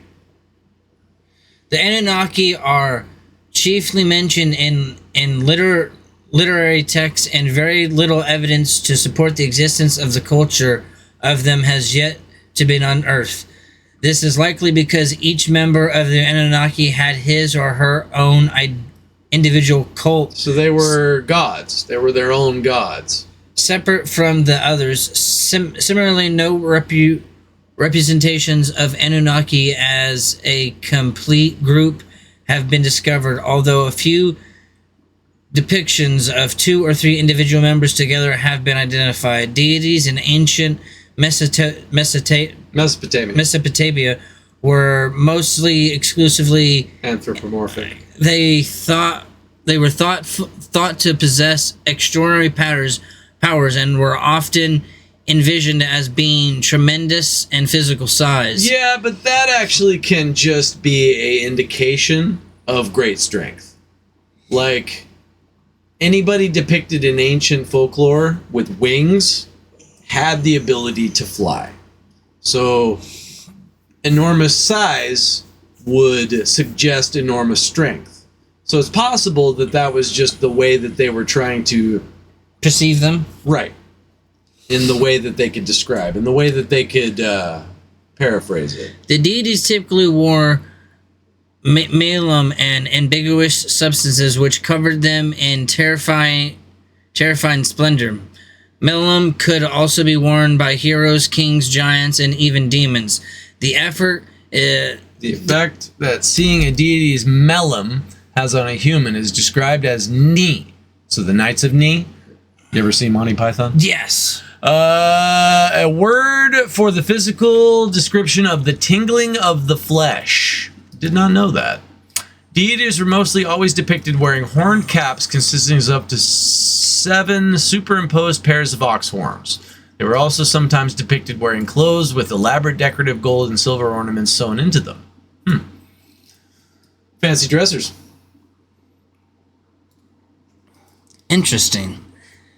But yeah, the Mesopotamians, they were buddies with these guys. The Sumerian. The earliest known usage of the term Anunnaki come from the inscriptions written on the region of Gudea, 2144 to 2124 BC. So this is 4,000 years ago. Yeah. The third dynasty of Ur. In the earliest texts, the terms applied to the most powerful and important deities in the Sumerian pantheon, the descendants of sky god An. This group deities probably probably included the 7 gods who decree An, Enlil, and Enki. Enlil, Enki, Ninhursag, Nana, Utu, and Inanna. So, what they're talking about is Ur. Ur was a city in ancient Mesopotamia. In fact, it was the capital city, I believe. And if you look up Ur on Google, it'll show you the ziggurat of Ur, which is like a stepped pyramid. How would you spell it? Just E-R? U-R. Just go to images. Or what? Ur images. Well, no, I guess. Ziggurat. Z-I-G-G. There it is. U-R-A-T. Boom. That's Ur. Oh, this place. Yep. That's Okay. what they're talking about. I always thought this was one of the most interesting ancient buildings that they discovered. It was a temple built by the Mesopotamians. So that fucking thing is like 3,000-4,000 years old. Okay, so what were you saying about this place? This is the city in which they were talking about in the article you were just reading. Okay. This was the state capital of the Sumerian culture. Okay, so that was essentially the That's Washington their D.C. of the Sumerian area. The Mesopotamian cultures, yes. Okay. Although certain deities describe members of Anunnaki, not complete list of names.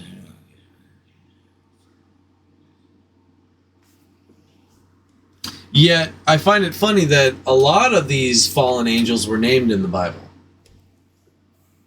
Which, the beliefs of which actually go parallel with some of these Babylonian and Mesopotamian things.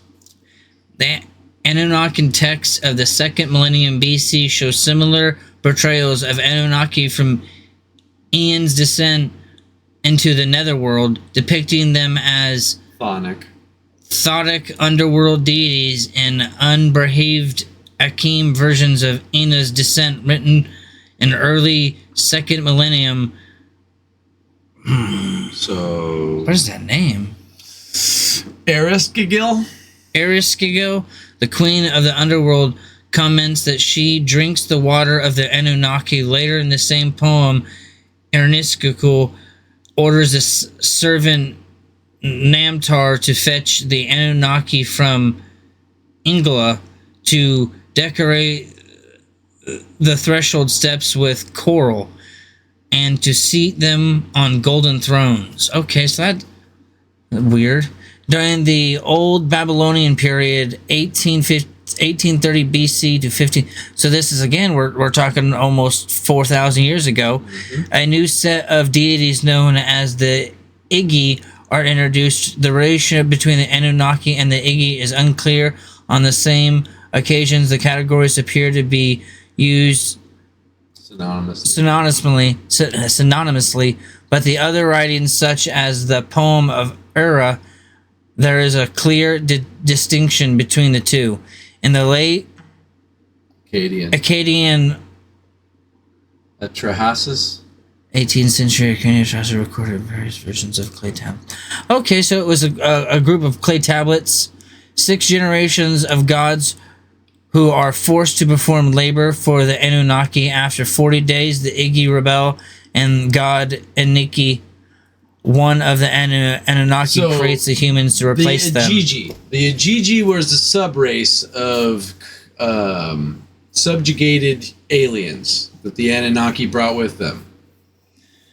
And from what my understanding is, from watching every single episode of Ancient Aliens, rest my brain in peace, they multiple times they refer to the Anunnaki as coming here to, and one of the reasons they said the reason the Egyptians were so obsessed with farming gold was because the Anunnaki came here to collect gold, because they said that it had a purity, and they've actually done science to find out that gold can actually filtrate water and air. And UV. So they've discovered that gold has more property potential than any other single substance on the planet, next to maybe water. Well, and apparently they had their own little global warming catastrophe going on their home planet, and that's what they were using it for. Yes, from what the legend says. And the thing about their planet is it's supposedly the 10th planet that I don't know if you know about. That's a whole nother tangent. The 10th planet thing. I think these guys are probably from a whole nother star system. I don't think they're anywhere near us. Well, so the actual legend says they come from the 10th planet. That's where it says they come from. And the 10th planet rotates into our continent every 3,600 years. I think that's putting a lot of things together, honestly. Well, so the reason that they have that theory is because they said it was 3,600 years. Again, this is something straight out of Ancient Aliens, man. Yes, and that's what I'm saying. Well, we're leading back to why I think this is a possibility. Right. So, However, I personally think that's a whole lot of speculation. A whole lot. Well, they have a lot of points in the Ancient Alien theory. Now I get that a lot of it is silly, but there are a lot of... I wouldn't say that it's silly, but they take a lot of liberties in putting these really, really obscure points together. Yes. Okay, so for example, I don't know if you know about the theory of psionic waves, that they may have used psionic waves to levitate things, to move things around, making them lighter. The Coral Castle. So there's a place in Florida, a guy created... The Coral Castle. He created the Coral Castle, and it was essentially him trying to replicate what the aliens did. What the Egyptians did. What his quote was...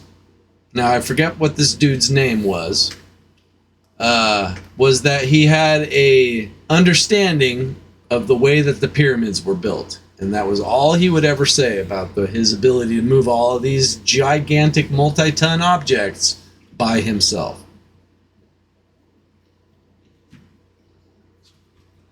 And again, like I said, I can't remember the guy's name, but I know it's the Coral Castle. It is in Florida.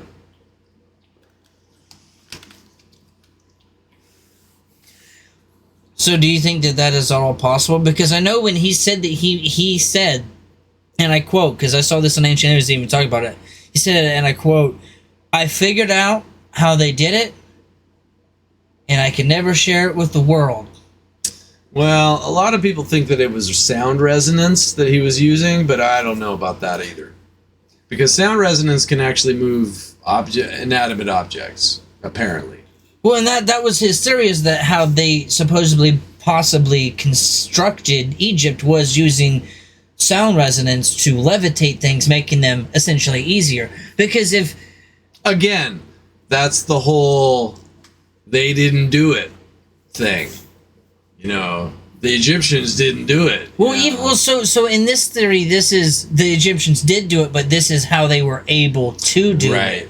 Right. But so then again, they were also using saw blades to cut the stone that they were using that were about 12 to 15 feet across. Yes, but you realize that they say that the stones came from 200, 300 miles away. Well, yeah, and if you had barges in the appropriate places to dig things out and make, levees and be able to bring that, you could quite easily do that with water.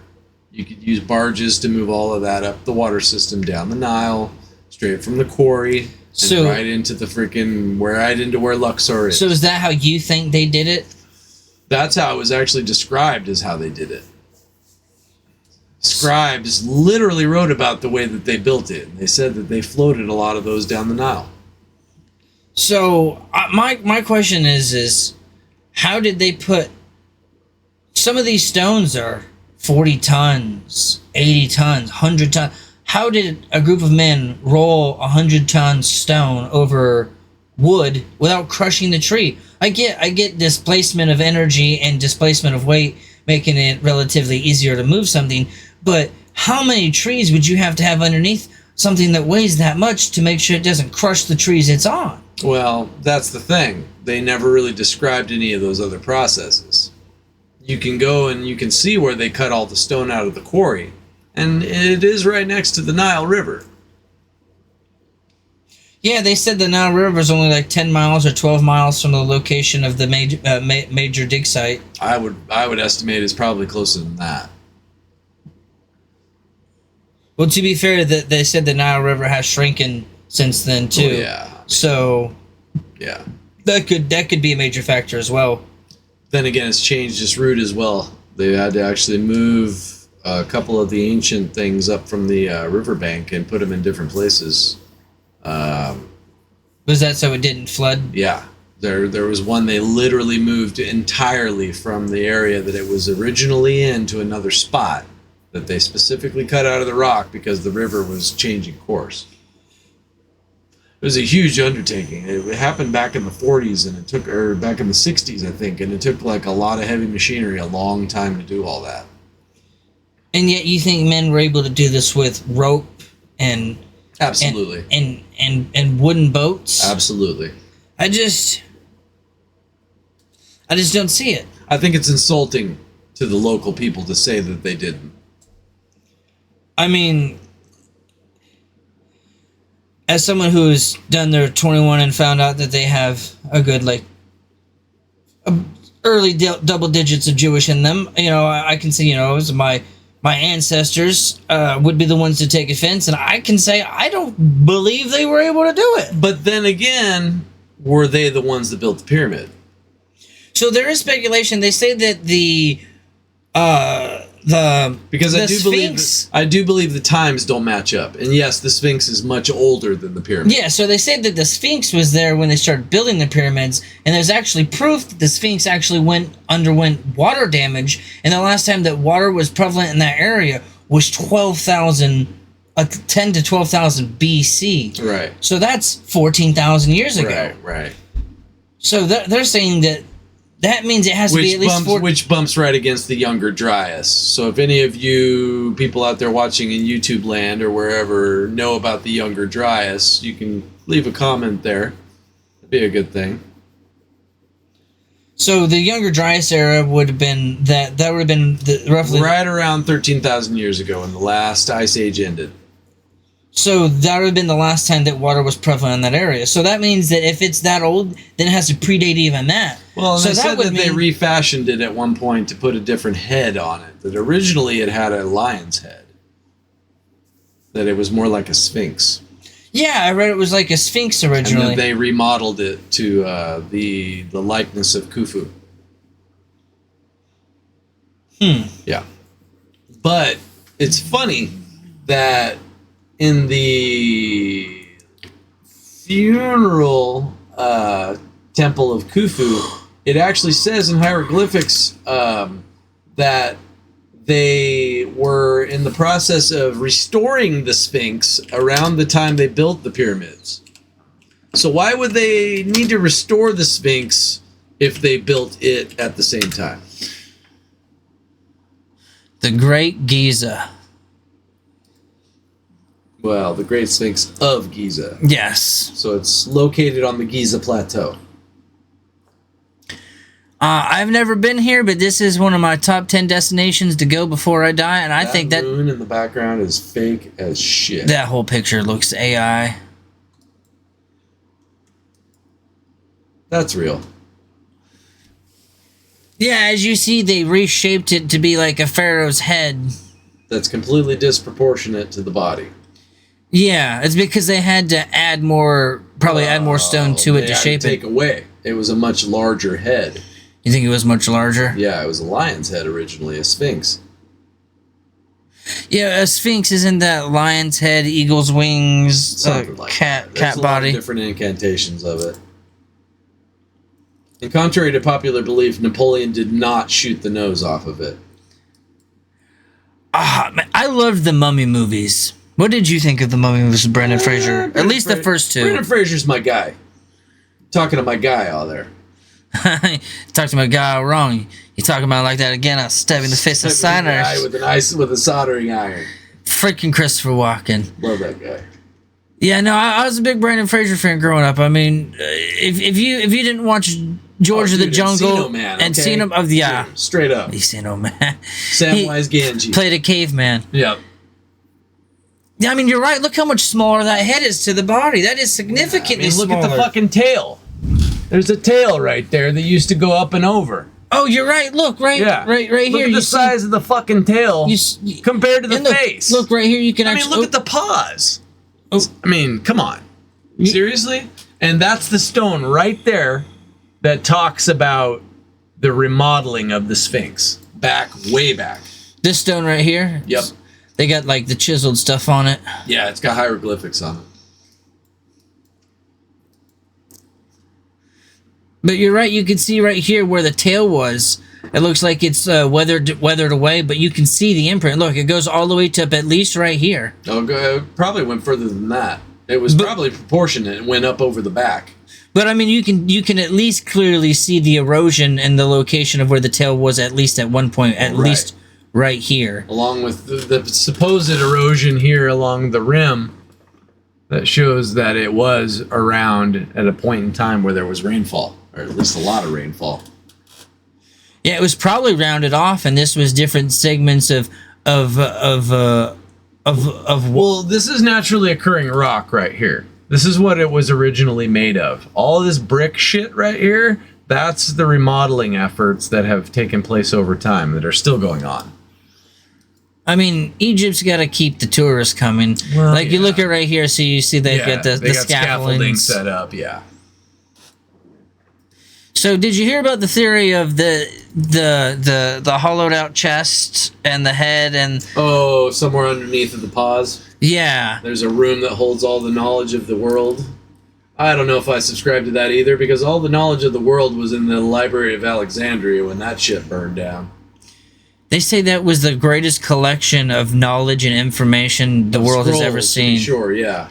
A lot of the people that spurred on philosophy, mathematics, architecture, they all went pilgrimage style and studied at the Library of Alexandria to stand on the shoulders of greater men. I wonder if this is true. According to this, there is a large chamber underneath. There's a whole labyrinth underneath of the... I do believe look one at of the areas. Look at this. Yeah, there's a whole area underneath of all of that they closed off way back in the 1600s. There's a whole labyrinth in front of the pyramid.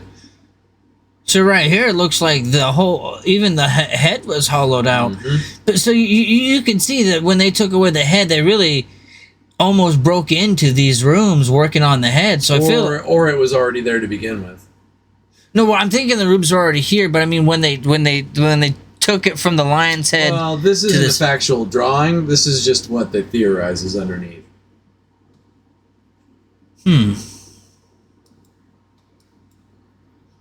Oh, what was that? Some kind of keystone. Definitely looks like something they added in. I don't know. That's kind of interesting. Or the original construction.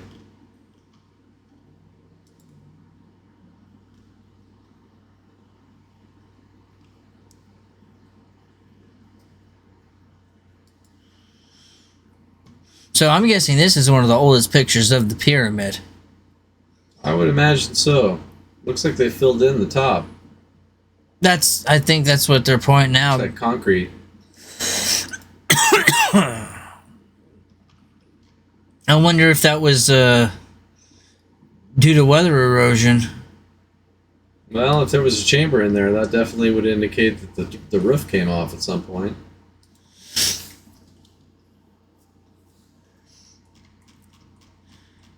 So when do you think the Sphinx was created then? I imagine it was probably created right around the time people started populating the area, which may not have even been the Egyptians back that far back. Who would that have been? It's hard to say.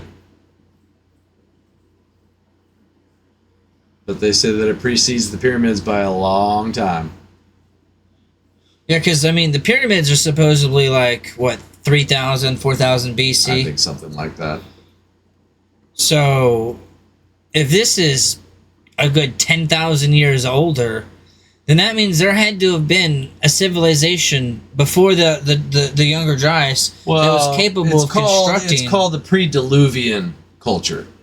It's a theorized culture that apparently existed before the flood and was very great and populous. Isn't the theory that Atlantis was during this time frame as well? The Diluvian culture was before the flood. And they say Atlantis was before the flood, right? Well, they say some people say that Atlantis and the flood were kind of synonymous. I don't know if I subscribe to that, but that's what I've heard around a couple of different places. So one of my only things is, who was that famous guy? Was it Leonardo da Vinci that said he saw Homer. It was Homer? Mm-hmm. Okay, see, he was a great philosopher, right? He was a historian, a philosopher, and a Greek. And a mathematician too, right? So Homer said that he wrote about a secondhand account that he heard about from another person. who was the? I swear there was a famous one That who was him, Homer. That was the only account anybody's ever talked about, and it was in the Iliad.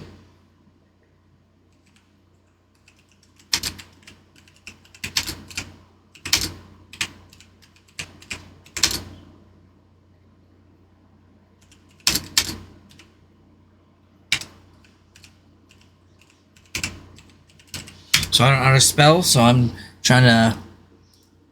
Plato, that's who it was. Plato. Oh, it's Plato? I always thought it was Homer. No, I was like, I swear to God, it was Plato. And he talked about it in 429 to 347 BC. Wait, Plato was that old? I for some reason thought Plato was AD, not BC. Nah, his Platonic theories and whatnot have been around for a long time. Plato outlined the story of one of the late dialogues at time. Oh, okay. So, yeah, he actually was way older than I realized. I swear I thought he was an AD guy.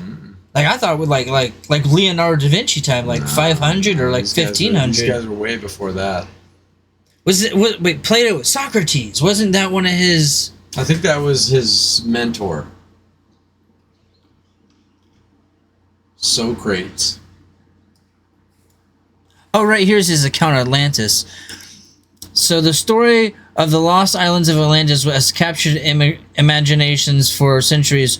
So where did the wild tale come from? It started with an ancient Greek philosopher, Plato, in two of his famous dialogues, the Timaeus and Critias. Plato gives a detailed account of once great civilization. So, I mean, if he supposedly would have seen it or heard about it. He gave an account. It didn't say whether it was a first-hand account or not. And I do believe it was a second-hand account.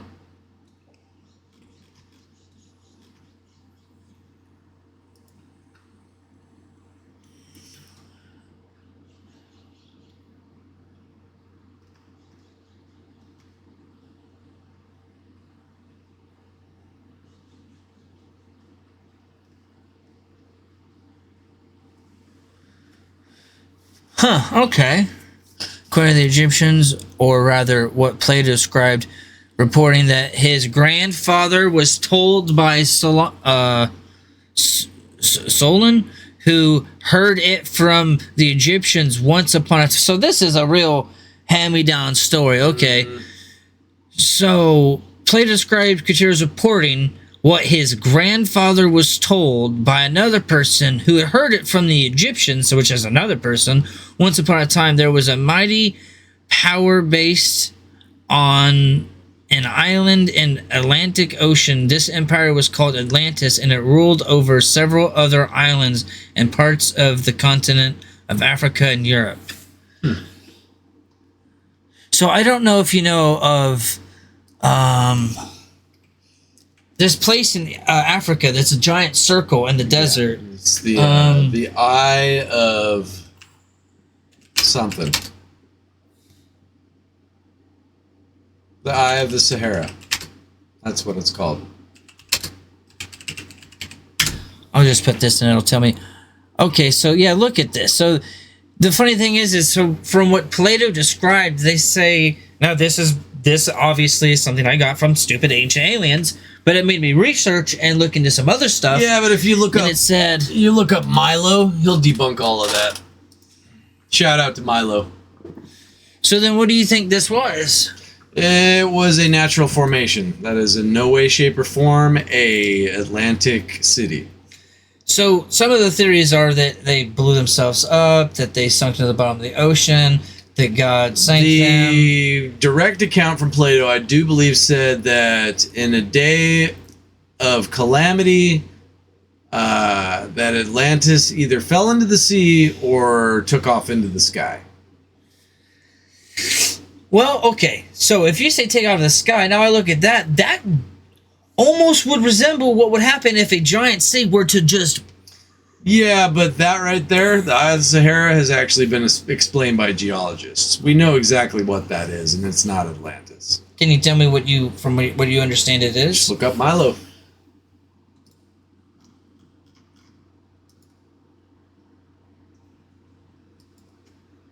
The Reshad structure.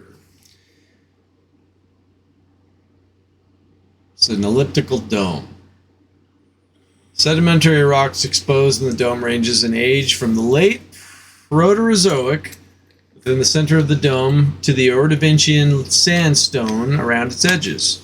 Sedimentary rock composing of the structure dip outwards at 20 degrees. Differential erosion of resistant layers of quartzite has created a high-relief circular costus. Its center consists of a siliconous breccia covered in an area that is at least 19 miles in diameter. So it's a natural formation. Okay. See, I feel like if Atlantis did exist, and its depiction of its diameters, this does fit what Plato would have said. It's because if you look at the pictures, it was several layers. But how many geological features have concentric rings? Every impact crater, every blown out volcano rim, every low point in a lake that has no longer become a lake, like, they're all concentrically ringed. So it's a fairly common thing in geology. Well, the only thing is so where he described where it was and how he described what he described directly was it was located beyond the Pillars of Hercules. Now, the Pillars of Hercules are also what some people call the Strait of Gibraltar. Now, that is the narrow entrance between Spain and northern Africa, I do believe in Morocco. So, being as that it was beyond the Pillars of Hercules means that it was indeed in the Atlantic Ocean. And some people say it was somewhere near the Canary Islands. I know that there's some theories that it could have possibly been where the Bermuda Triangle is, and I don't know if you know, but they say that there is some underwater statues. The sleeping prophet Edgar Cayce, back when he was doing his prognostications, talked about the Bimini Road, and that we would find Atlantis somewhere near the Bahamas. Indeed, by the Bermuda Triangle. And they did find what they call the Bimini Road down there. Yeah, they found a whole underground road and a statue. Right. Well, I don't know if I've seen any pictures of the statue, but it is established that the Bimini Road does exist.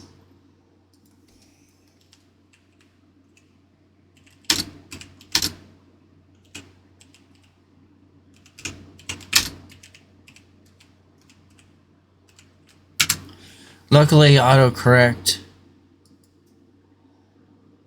So this right here. Those were placed as an art project back in the 80s. Those have been debunked. Really? Yeah. Not enough sea life on them to be around for 1,000 years, let alone 13,000. That's concrete, bro. Huh. That's actually giantly disappointing. Huh. If that thing was 13,000 years old, there wouldn't be much left. So it was there an underwater pyramid too? Because there are people that talk about that, but back you gotta understand, pyramids are a monolith. It's the strongest shape in nature, and people were compelled to build things in a pyramid shape because you could stack it taller. So, being as that in the Younger Dryas, all of the sea ice was captured up in the icebergs and ice caps, all of the world's elevations, coastlines elevations, were lower. So naturally, people are going to build pyramids. And they're probably going to build it at a point where the ocean wasn't at some point near water. So, I mean, if you ask yourself all of the basic questions, it makes sense. I hate to burst your bubble, but I'm more of a skeptic. I'm noticing that. Making this more difficult to have these conversations. No, I just like having an adverse. So this is the Bermuda Triangle, huh? Yep, that's where I was born. Bermuda. Like, were you really? Yeah. Bermuda, Florida? Bermuda Island. Wait, that's where you were born? Mm-hmm. You're not joking? No. Oh. Is that technically considered American territory? Yes. Okay. Is it technically considered Florida State? I'm not exactly sure what the prefecture is, but I do believe it does fall under their jurisdiction. Okay. I didn't know about that. And then you got the Keys down here. Which one's the Keys? Keys are right here. Okay. It's just The a small Florida chain Keys? Yeah, it's just a small chain of islands. The Bermuda Islands are a lot bigger.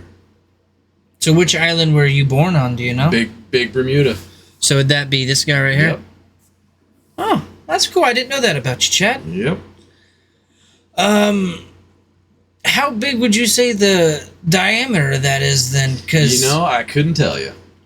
it looks like it's about 2 to 3 times longer in each direction than the length of Florida. Here's another. Okay, so Bermuda is an actual place? Yeah. Okay. It's a chain of islands. So then why do you think that so many ships go down in this? Okay, so there's a couple of different theories. Some of them are based in science and other are based in bullshit. So the ones that I've heard that are based in science, because I'm a skeptic, are that there are fairly sizable deposits of carbon dioxide frozen and laying undisturbed underneath of several thousands of feet of ocean floor. And occasionally, in this area of the world, those become exposed and thaw out. Now what happens is, it's like a soda bottle. As soon as all of those bubbles are released, the buoyancy of the water no longer becomes buoyant. So if you're floating in a ship through all this water that's aerated by gases, It'll sink your ship. it'll sink your ship. You're no longer buoyant. What about the planes that have crashed? Planes that have crashed have open cowled exhaust systems, which basically exposes any flammable vapor to open flame. So if there's a giant patch of methane floating up through the air and you fly through it in a prop-driven aircraft, It's going to blow up your engine. you're going to blow the crash. fuck up. Right. And they're never going to hear from you again, which happens a lot. In fact, there was one whole squad that disappeared off the Florida coast in conjunction with some sort of happening like that. And they even sent people to find them, and some of those people got lost and never showed up back again. See, the ancient... Well, I'm just going to say it. So one of the ancient alien theories was that they believe that this is possibly where Atlantis went down, and they believe that Magnetic disturbance. that there's essentially a magnetic disturbance, because there is been said by more than few ship drivers and pilots. Well, what was in that- the news just that they're- lately? That the pyramids make a magnetic disturbance in the atmosphere above them. So that's not so hard to believe. And that was why one of the theories with the ancient aliens is that there's a pyramid down there, and that's one of the reasons why there is the magnetic disturbance. Again, a lot of that can be explained by science, though. So one of the theories with the creation of pyramids on the ancient alien theory was they believed they were essentially generators to create energy. And it was like, so Nikola Tesla had this theory that you could have energy through the air. And the ancient alien theory Actually, he literally did do that. yeah, so He was able to do that. he was able to do that. So he said that he took that information from what he believed was in Egypt. He said he studied the pyramids, and that was how he came up with his theory. Well, there's a theory out there that the pyramids are indeed some sort of power plant. So they say that that certain chambers of the pyramid were filled with certain chemicals, and that the resonance of the pyramid would cause some sort of energy spike that would come out the cone, the top cone, and be conveyed to the monoliths. So they say there were methane chambers under many different... I don't know if it was methane. I think it was some sort of salt-based... Well, they found methane residue, but... they found residue, but it was some sort of solution that was a salt-based solution. They didn't know exactly what it was, but there were certain parts of the pyramid that were filled with it, either naturally or otherwise. Yeah, they said that there were also pipes with the pyramid running to underwater saltwater reservations, and they think that between the saltwater and the methane and something else, it would... Anytime that you tap into the ground, you're going to find an aquifer.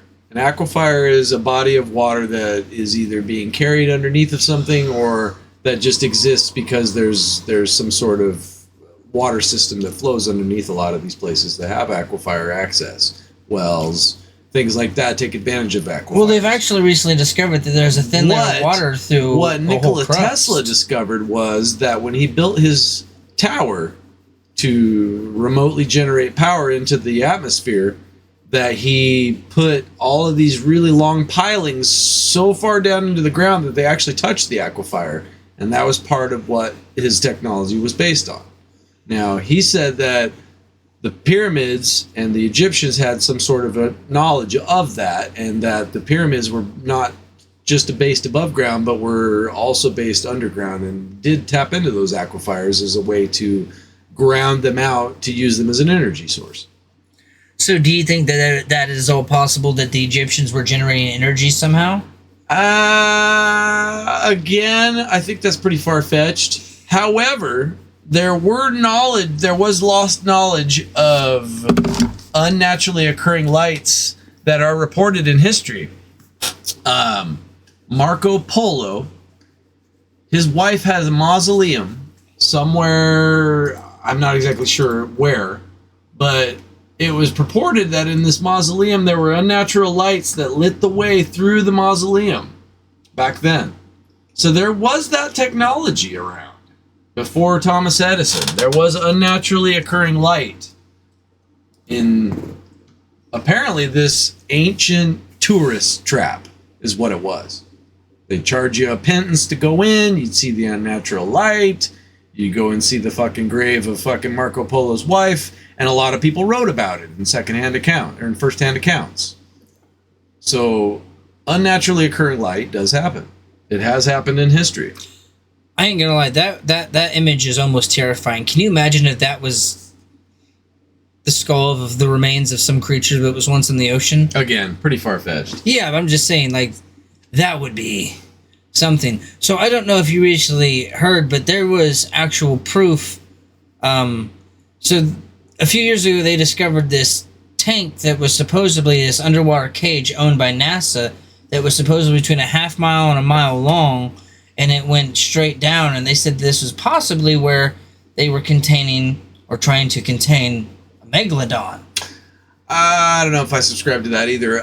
However, these vaults that are located underneath of the ocean floor, a lot of these are used by science, and they do exist. What they are is they're photovoltaic sensitive chambers, vaults, that supposedly are able to capture neutrinos.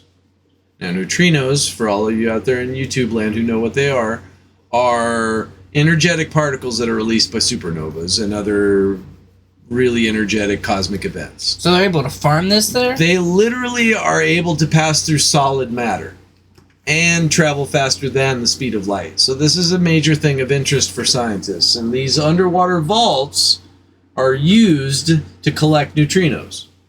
So far as I know, these things do exist, but I think that their usage is misconceived. It's a scientific pursuit. Just saying. Oh, I absolutely agree. So you believe that Nikola Tesla was able to generate energy, and he based this off of his findings in Egypt, but you don't believe that the Egyptians did it themselves? I don't know if what we perceive as them using the pyramids as a power source was necessarily to generate power per se. It may have been just to create some sort of encompassing effect that interacted with the Borealis or some sort of magnetic, happening that was a natural part of our magnetosphere around our Earth that protects us from cosmic rays. I imagine there was some sort of interaction there. But farming electricity? Nah, I don't think so. So then, what do you think these possibly methane chambers and salt chambers were used for if they weren't to generate electricity? What would It be the might have purpose? been to generate what they understood as some sort of cosmic force, which we call electricity, in an attempt to usher in religious following. So you think it would have been essentially a flex, being like, this is, believe in this God because look what we can do because Right. of him. Right. That's kind of interesting. I don't know if that's a theory, but if you ask yourself basic questions about these things, there is some sense to be had.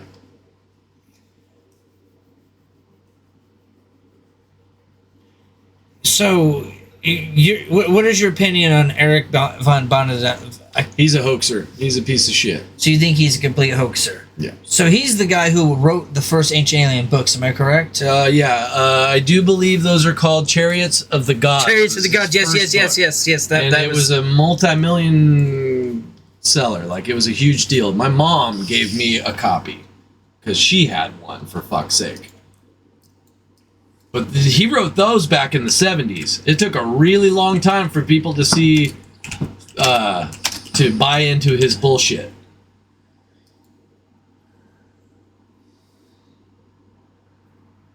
Well, and he actually wrote his books based on a guy called Zachariah Sitchin. And all you YouTubers out there know that name. A lot of his research was based on what Zachariah Sitchin wrote. And that guy was another piece of shit fucking hoaxer that thought he knew something about fucking ancient culture. To include translations that were bullshit as well. He billed himself as some sort of linguist when he was anything but. And that's what this asshole based his studies on. So any of you people out there that follow this bullshit, it's all a scam. So when you say scam, you talking like... He used all of this in the selling of his book to make millions of dollars. Okay. So you think it was essentially just a book grab sales, not something he actually believed in or research he discovered? I think it's a dusted off Nazi crackpot theory that he went, repackaged, and sold to the masses. That's what I think. And then the Ancient Alien theory has... Okay, so if this guy wrote this book in the 70s, how come it took till 2000s for it to fucking finally take off? Well, so to be fair, in my opinion, a lot of people didn't believe in aliens for a very long time. And it's only starting to become now... Yeah, but after popular Roswell belief. and after that whole thing, the 60s and 70s, that's when this took off. That's why he wrote this book in that time span. Production book was 1968. Right, so. because that was at the point where it was becoming popular in pop culture. So he jumped on that bandwagon and made his money. Selling a bunch of bullshit that had been dreamed up by fucking the Third Reich.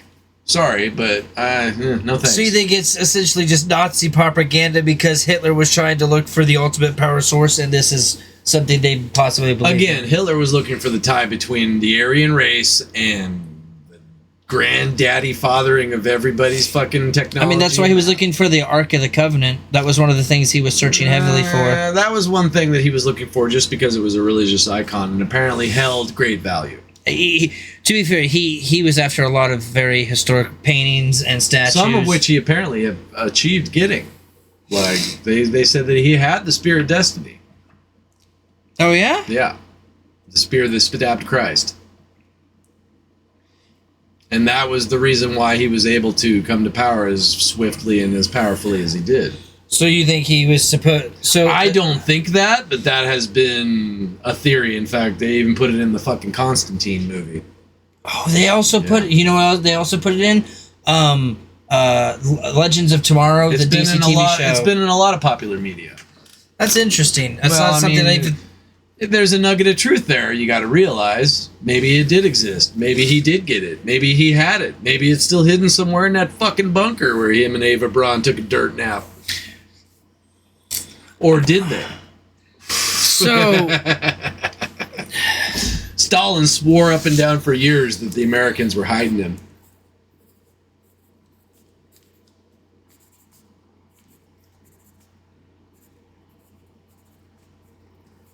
And a lot of people think that he went and set up his franchise down south. Yep. that's another hit point. South American. So They even found the place where they thought he was living. Argentina. Way remote. So there was a few theories about that, and we're definitely gonna have to hit that on another topic because Well, that goes into the whole rat lines thing and the Catholic Church conspiracy. You know about all of that? yeah, Oh, yeah. and yeah. possibly That's the a Antarctic whole conspiracy. nother rabbit hole, man. A whole nother rabbit hole. But I am fairly versed in war history, so I can tell you a little bit about that.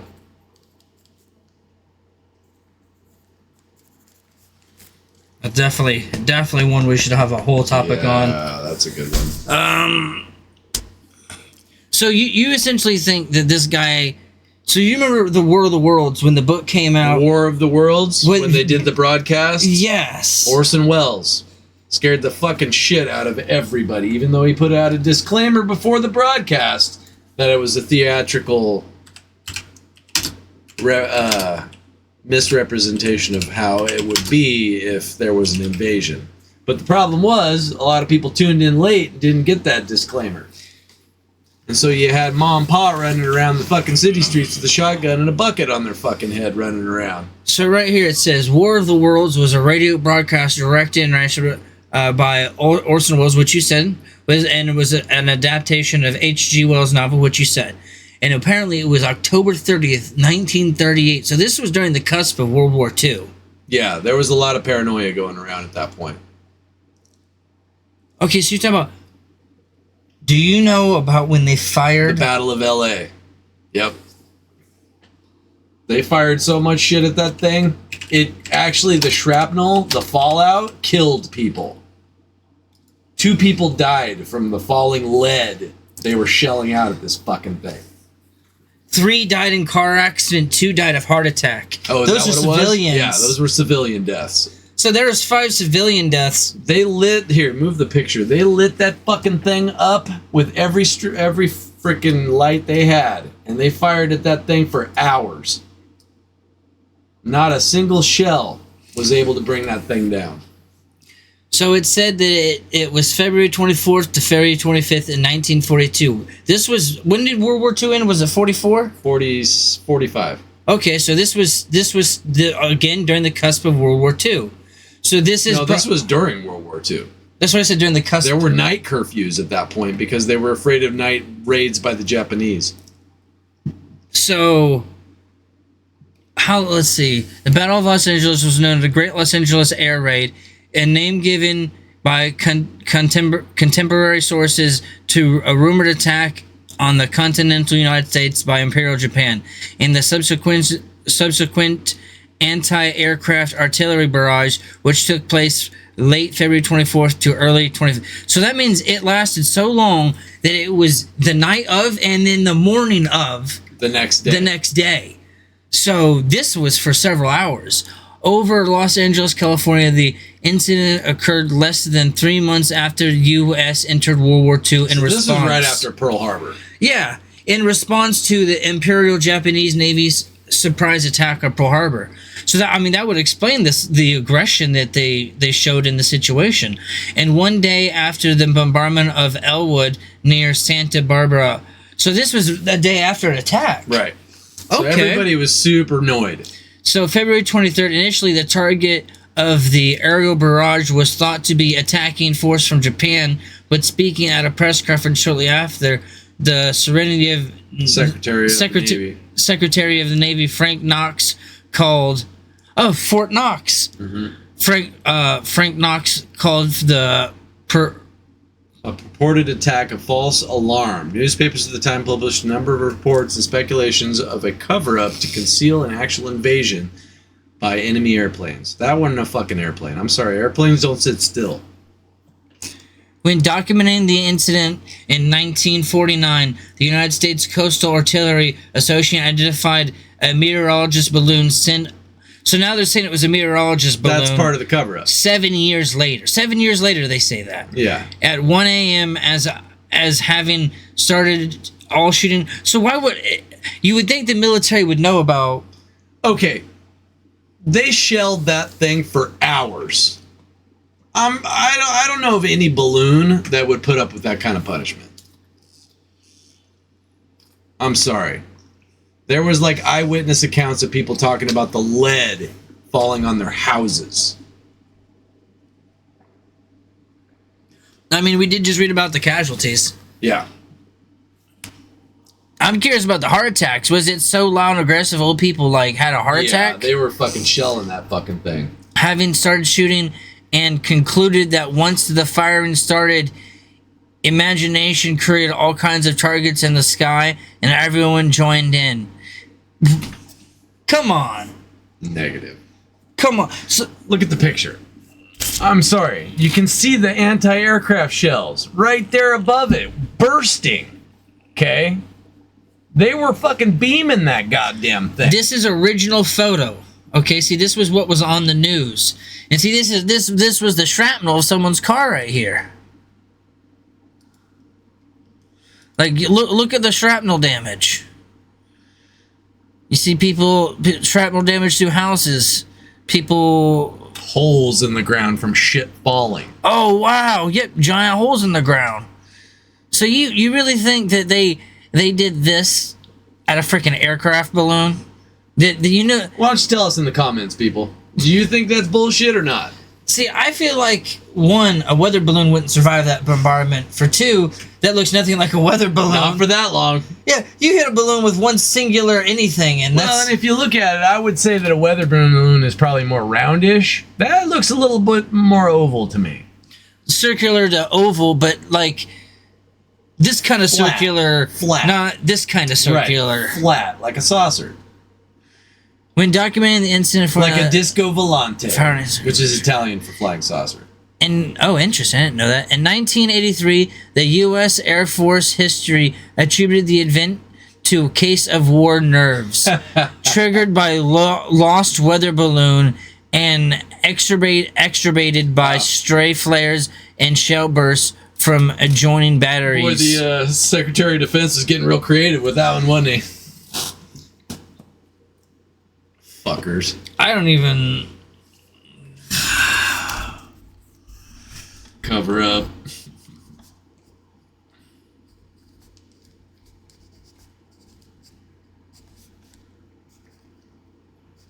Oh, you want to talk about Roswell? We can talk about Roswell. How about we talk about the incident that happened in Texas like 100 years before Roswell? You ever heard about that?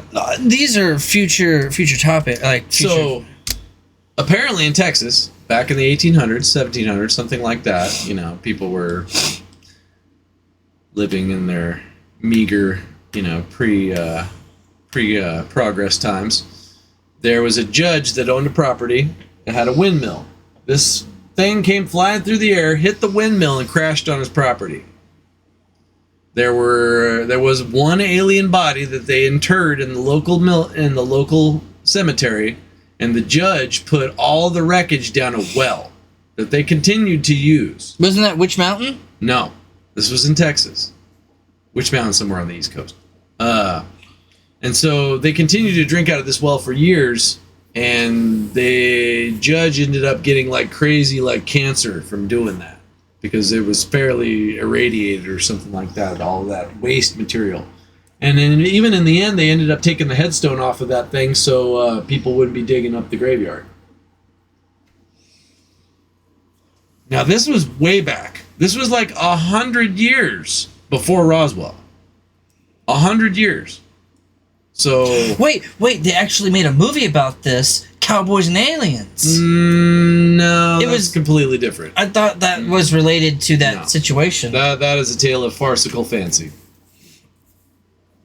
Damn, Yeah, I know. that was an interesting movie. Harrison Ford was a little old. Wasn't Harrison Ford? Yeah, he was in it. Oh, well, the main character was. Daniel Craig. Yeah. Oh, you're right, Harrison Ford, who was like The old cowboy. Yeah, I totally forgot his part in that movie completely. I just remember Daniel Craig Oh yeah. and the kid. Blinded by Bond. Okay, to be fair, I mean, he's like my second favorite Bond. Pretty good one. When it comes to action, though, he is the number one Bond when it comes to action sequences because he's the only He Bond. hurt himself a lot. Fuck, I know that. But he's the only Bond that actually had like hand-to-hand combat training. He quit doing it because he was tired of getting hurt. I mean, I believe it. Casino Royale was probably my favorite all-time Bond movie, which was hard I like because the I love. Bond girl in that one. I forget her name, but God, she's Wasn't she like gorgeous. Russian? Oh man, no, she's French. Oh, French. So right here it says, in months following the Imperial Japanese Navy attack of Pearl Harbor in Hawaii, December 7th. So just because it was a few months after that and we were in war, There was a lot of paranoia. why was there still something consistently in the sky? We put thousands of Japanese American citizens into fucking concentration. We did. camps We because we were so fucking paranoid. We had Japanese concentration camps in like 11 states. They were the coastal states. They had them in Florida, North Carolina, South Carolina, The biggest Georgia, ones were so California. in the middle of like Arizona, and a couple of places there were a lot of deaths. Like there were people that were starving. There were people that were not getting adequate medical care. Like there's a lot of cover up that went on with that, and a lot of the. They say it was FEMA camps were the original American original FEMA camps where they started storing them to begin with. Yeah, I wouldn't be surprised. It was linked to FEMA. That's probably the birth of it.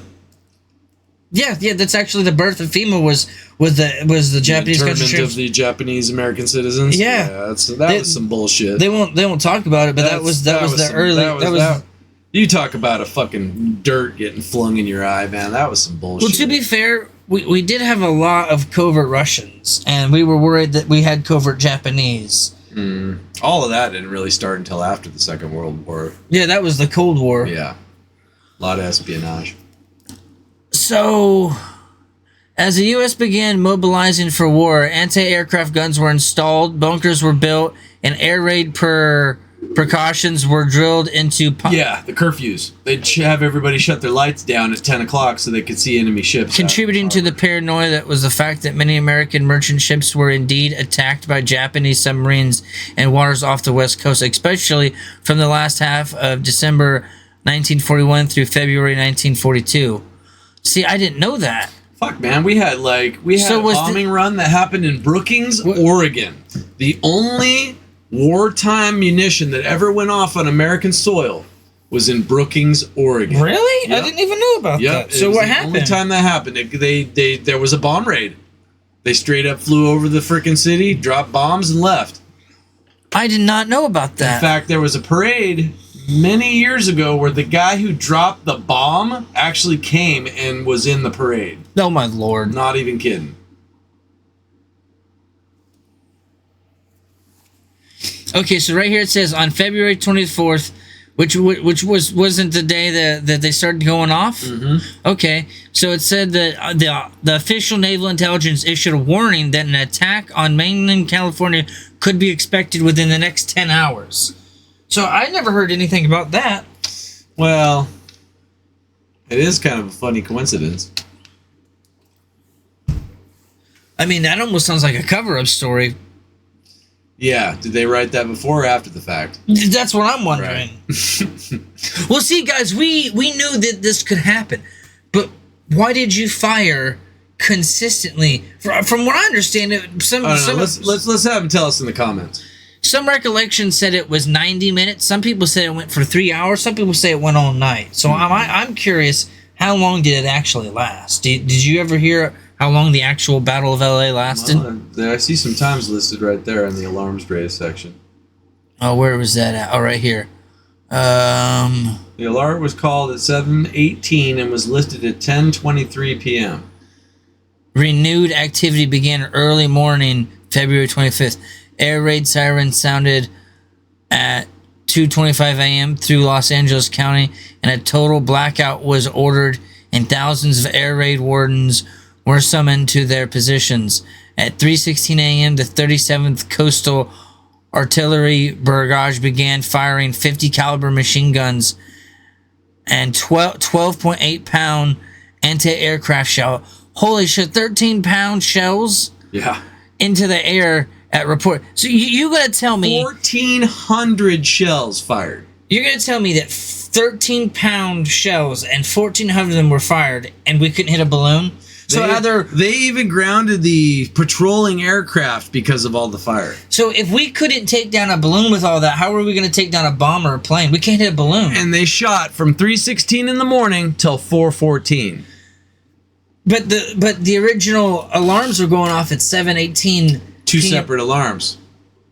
They shot at it once, it went away, and then it came back and they shot at it again. So what you're telling me is they shot at it for a couple of hours, it went away, it come back, and then they shot at it for a couple more hours. For another hour, yeah. Was it only another hour? Yeah. Oh, okay. So only, but still, so a balloon doesn't go away, come back, and fire at it like that. That literally doesn't even make sense. All the balloons I know float up and not down. Just saying. Or stay in the exact same spot. Well, until the helium lets out and then they end up in the ocean and get munched by sea turtles. So that's not good. Yeah, but I don't feel. So what do you think it was?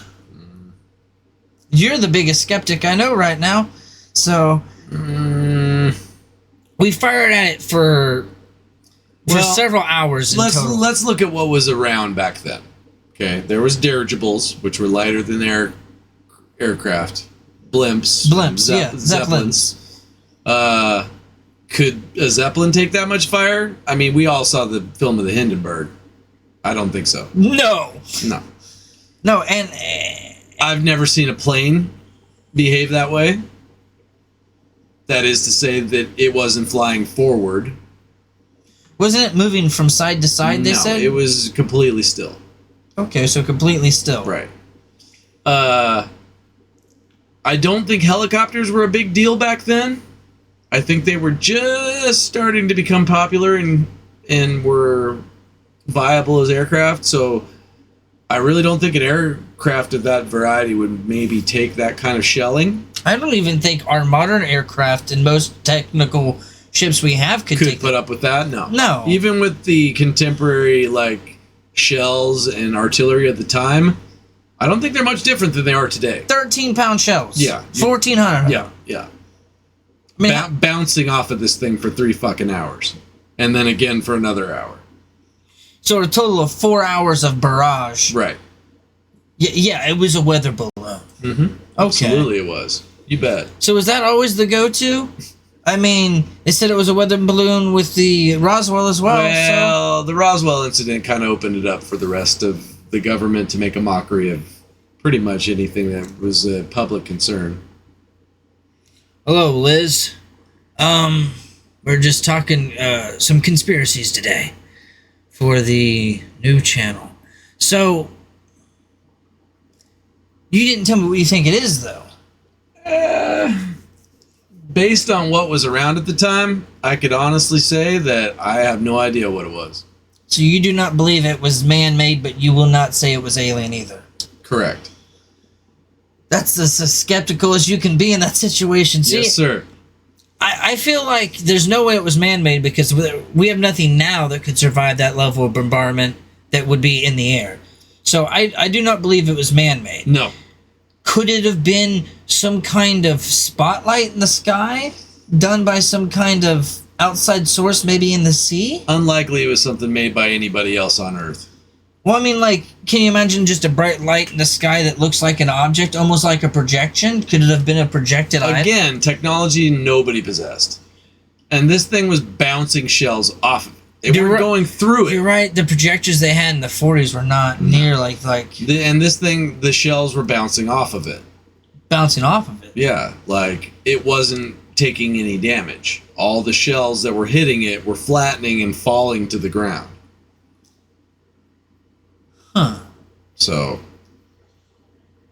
I don't think that it was anything made by a human. I'll just say that. Let's see what it says right here. Pilots of the 4th Interceptor Command were alerted, but their aircraft remained grounded. The artillery fired continually until 4:14 a.m. The all clear was sounded and the blackout order was lifted at 7:21 a.m.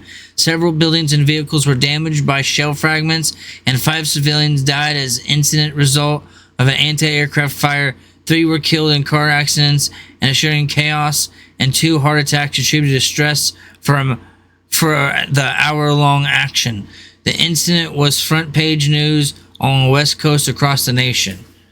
Press response: within hours of the end of the air raid, Secretary of the Navy Frank Knox held a press conference saying the entire incident had been a false alarm due to the anxiety of warners. Yeah, Knox. that's what we read before. Oh, sorry. Yeah. So, after the war ended in 1945, the Japanese government declared that they had flown no airplanes over Los Angeles during the war, and 1983 U.S. Air Force history concluded that the analysts, the evidence points meteorologist balloons as the cause of the initial alarm. So they're going to sit there and tell us it was a balloon. Over and over again. Yep. And we're just supposed to swallow it.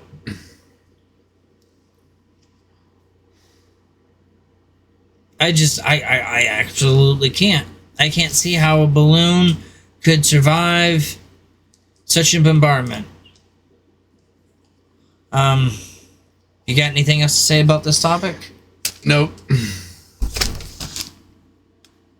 Yeah, that's why I was I'm gonna sign off here in a minute. All right, so in theory, we have no conclusive evidence of what this actually is. So I'm gonna have to say that I believe that it was possible aliens. I know that there's proof that the alien sightings increased after we started testing the atom bombs in the 30s. Well, that elevated us to a level of civilization that actually put us on some sort of watch list, apparently. Now, I don't know who's watching, but that much is clear. That when we unbottled that energy source and that potential, something took notice. So I have seen a couple videos what look like spaceships hovering over like nuclear power plants and over like nuclear bombs, and from what the video there's even one that showed a ballistic missile being shot by some sort of laser by one of these things that flew off, and then the missile blew up. There's footage of that. Yeah, it's like they're trying to stop us from blowing ourselves up. Not a bad idea. All right, folks, this was the first and not the last segment, and we will be back for more. We've got many more topics to talk about. Our conclusions are Bigfoot may be real, and we can't explain the Battle of Los Angeles. Ancient aliens, according to Chad, are dimensional beings and all sorts of fun stuff. Are hoaxes, so we'll try to cover some more of that. But until next time, don't forget to go to the new channel. Turtles Tall Tales will be in the description of the video, and these videos will be reposted on that channel within a week. Thank you for liking and subscribing, and come back for more. Until next time, goodbye, folks.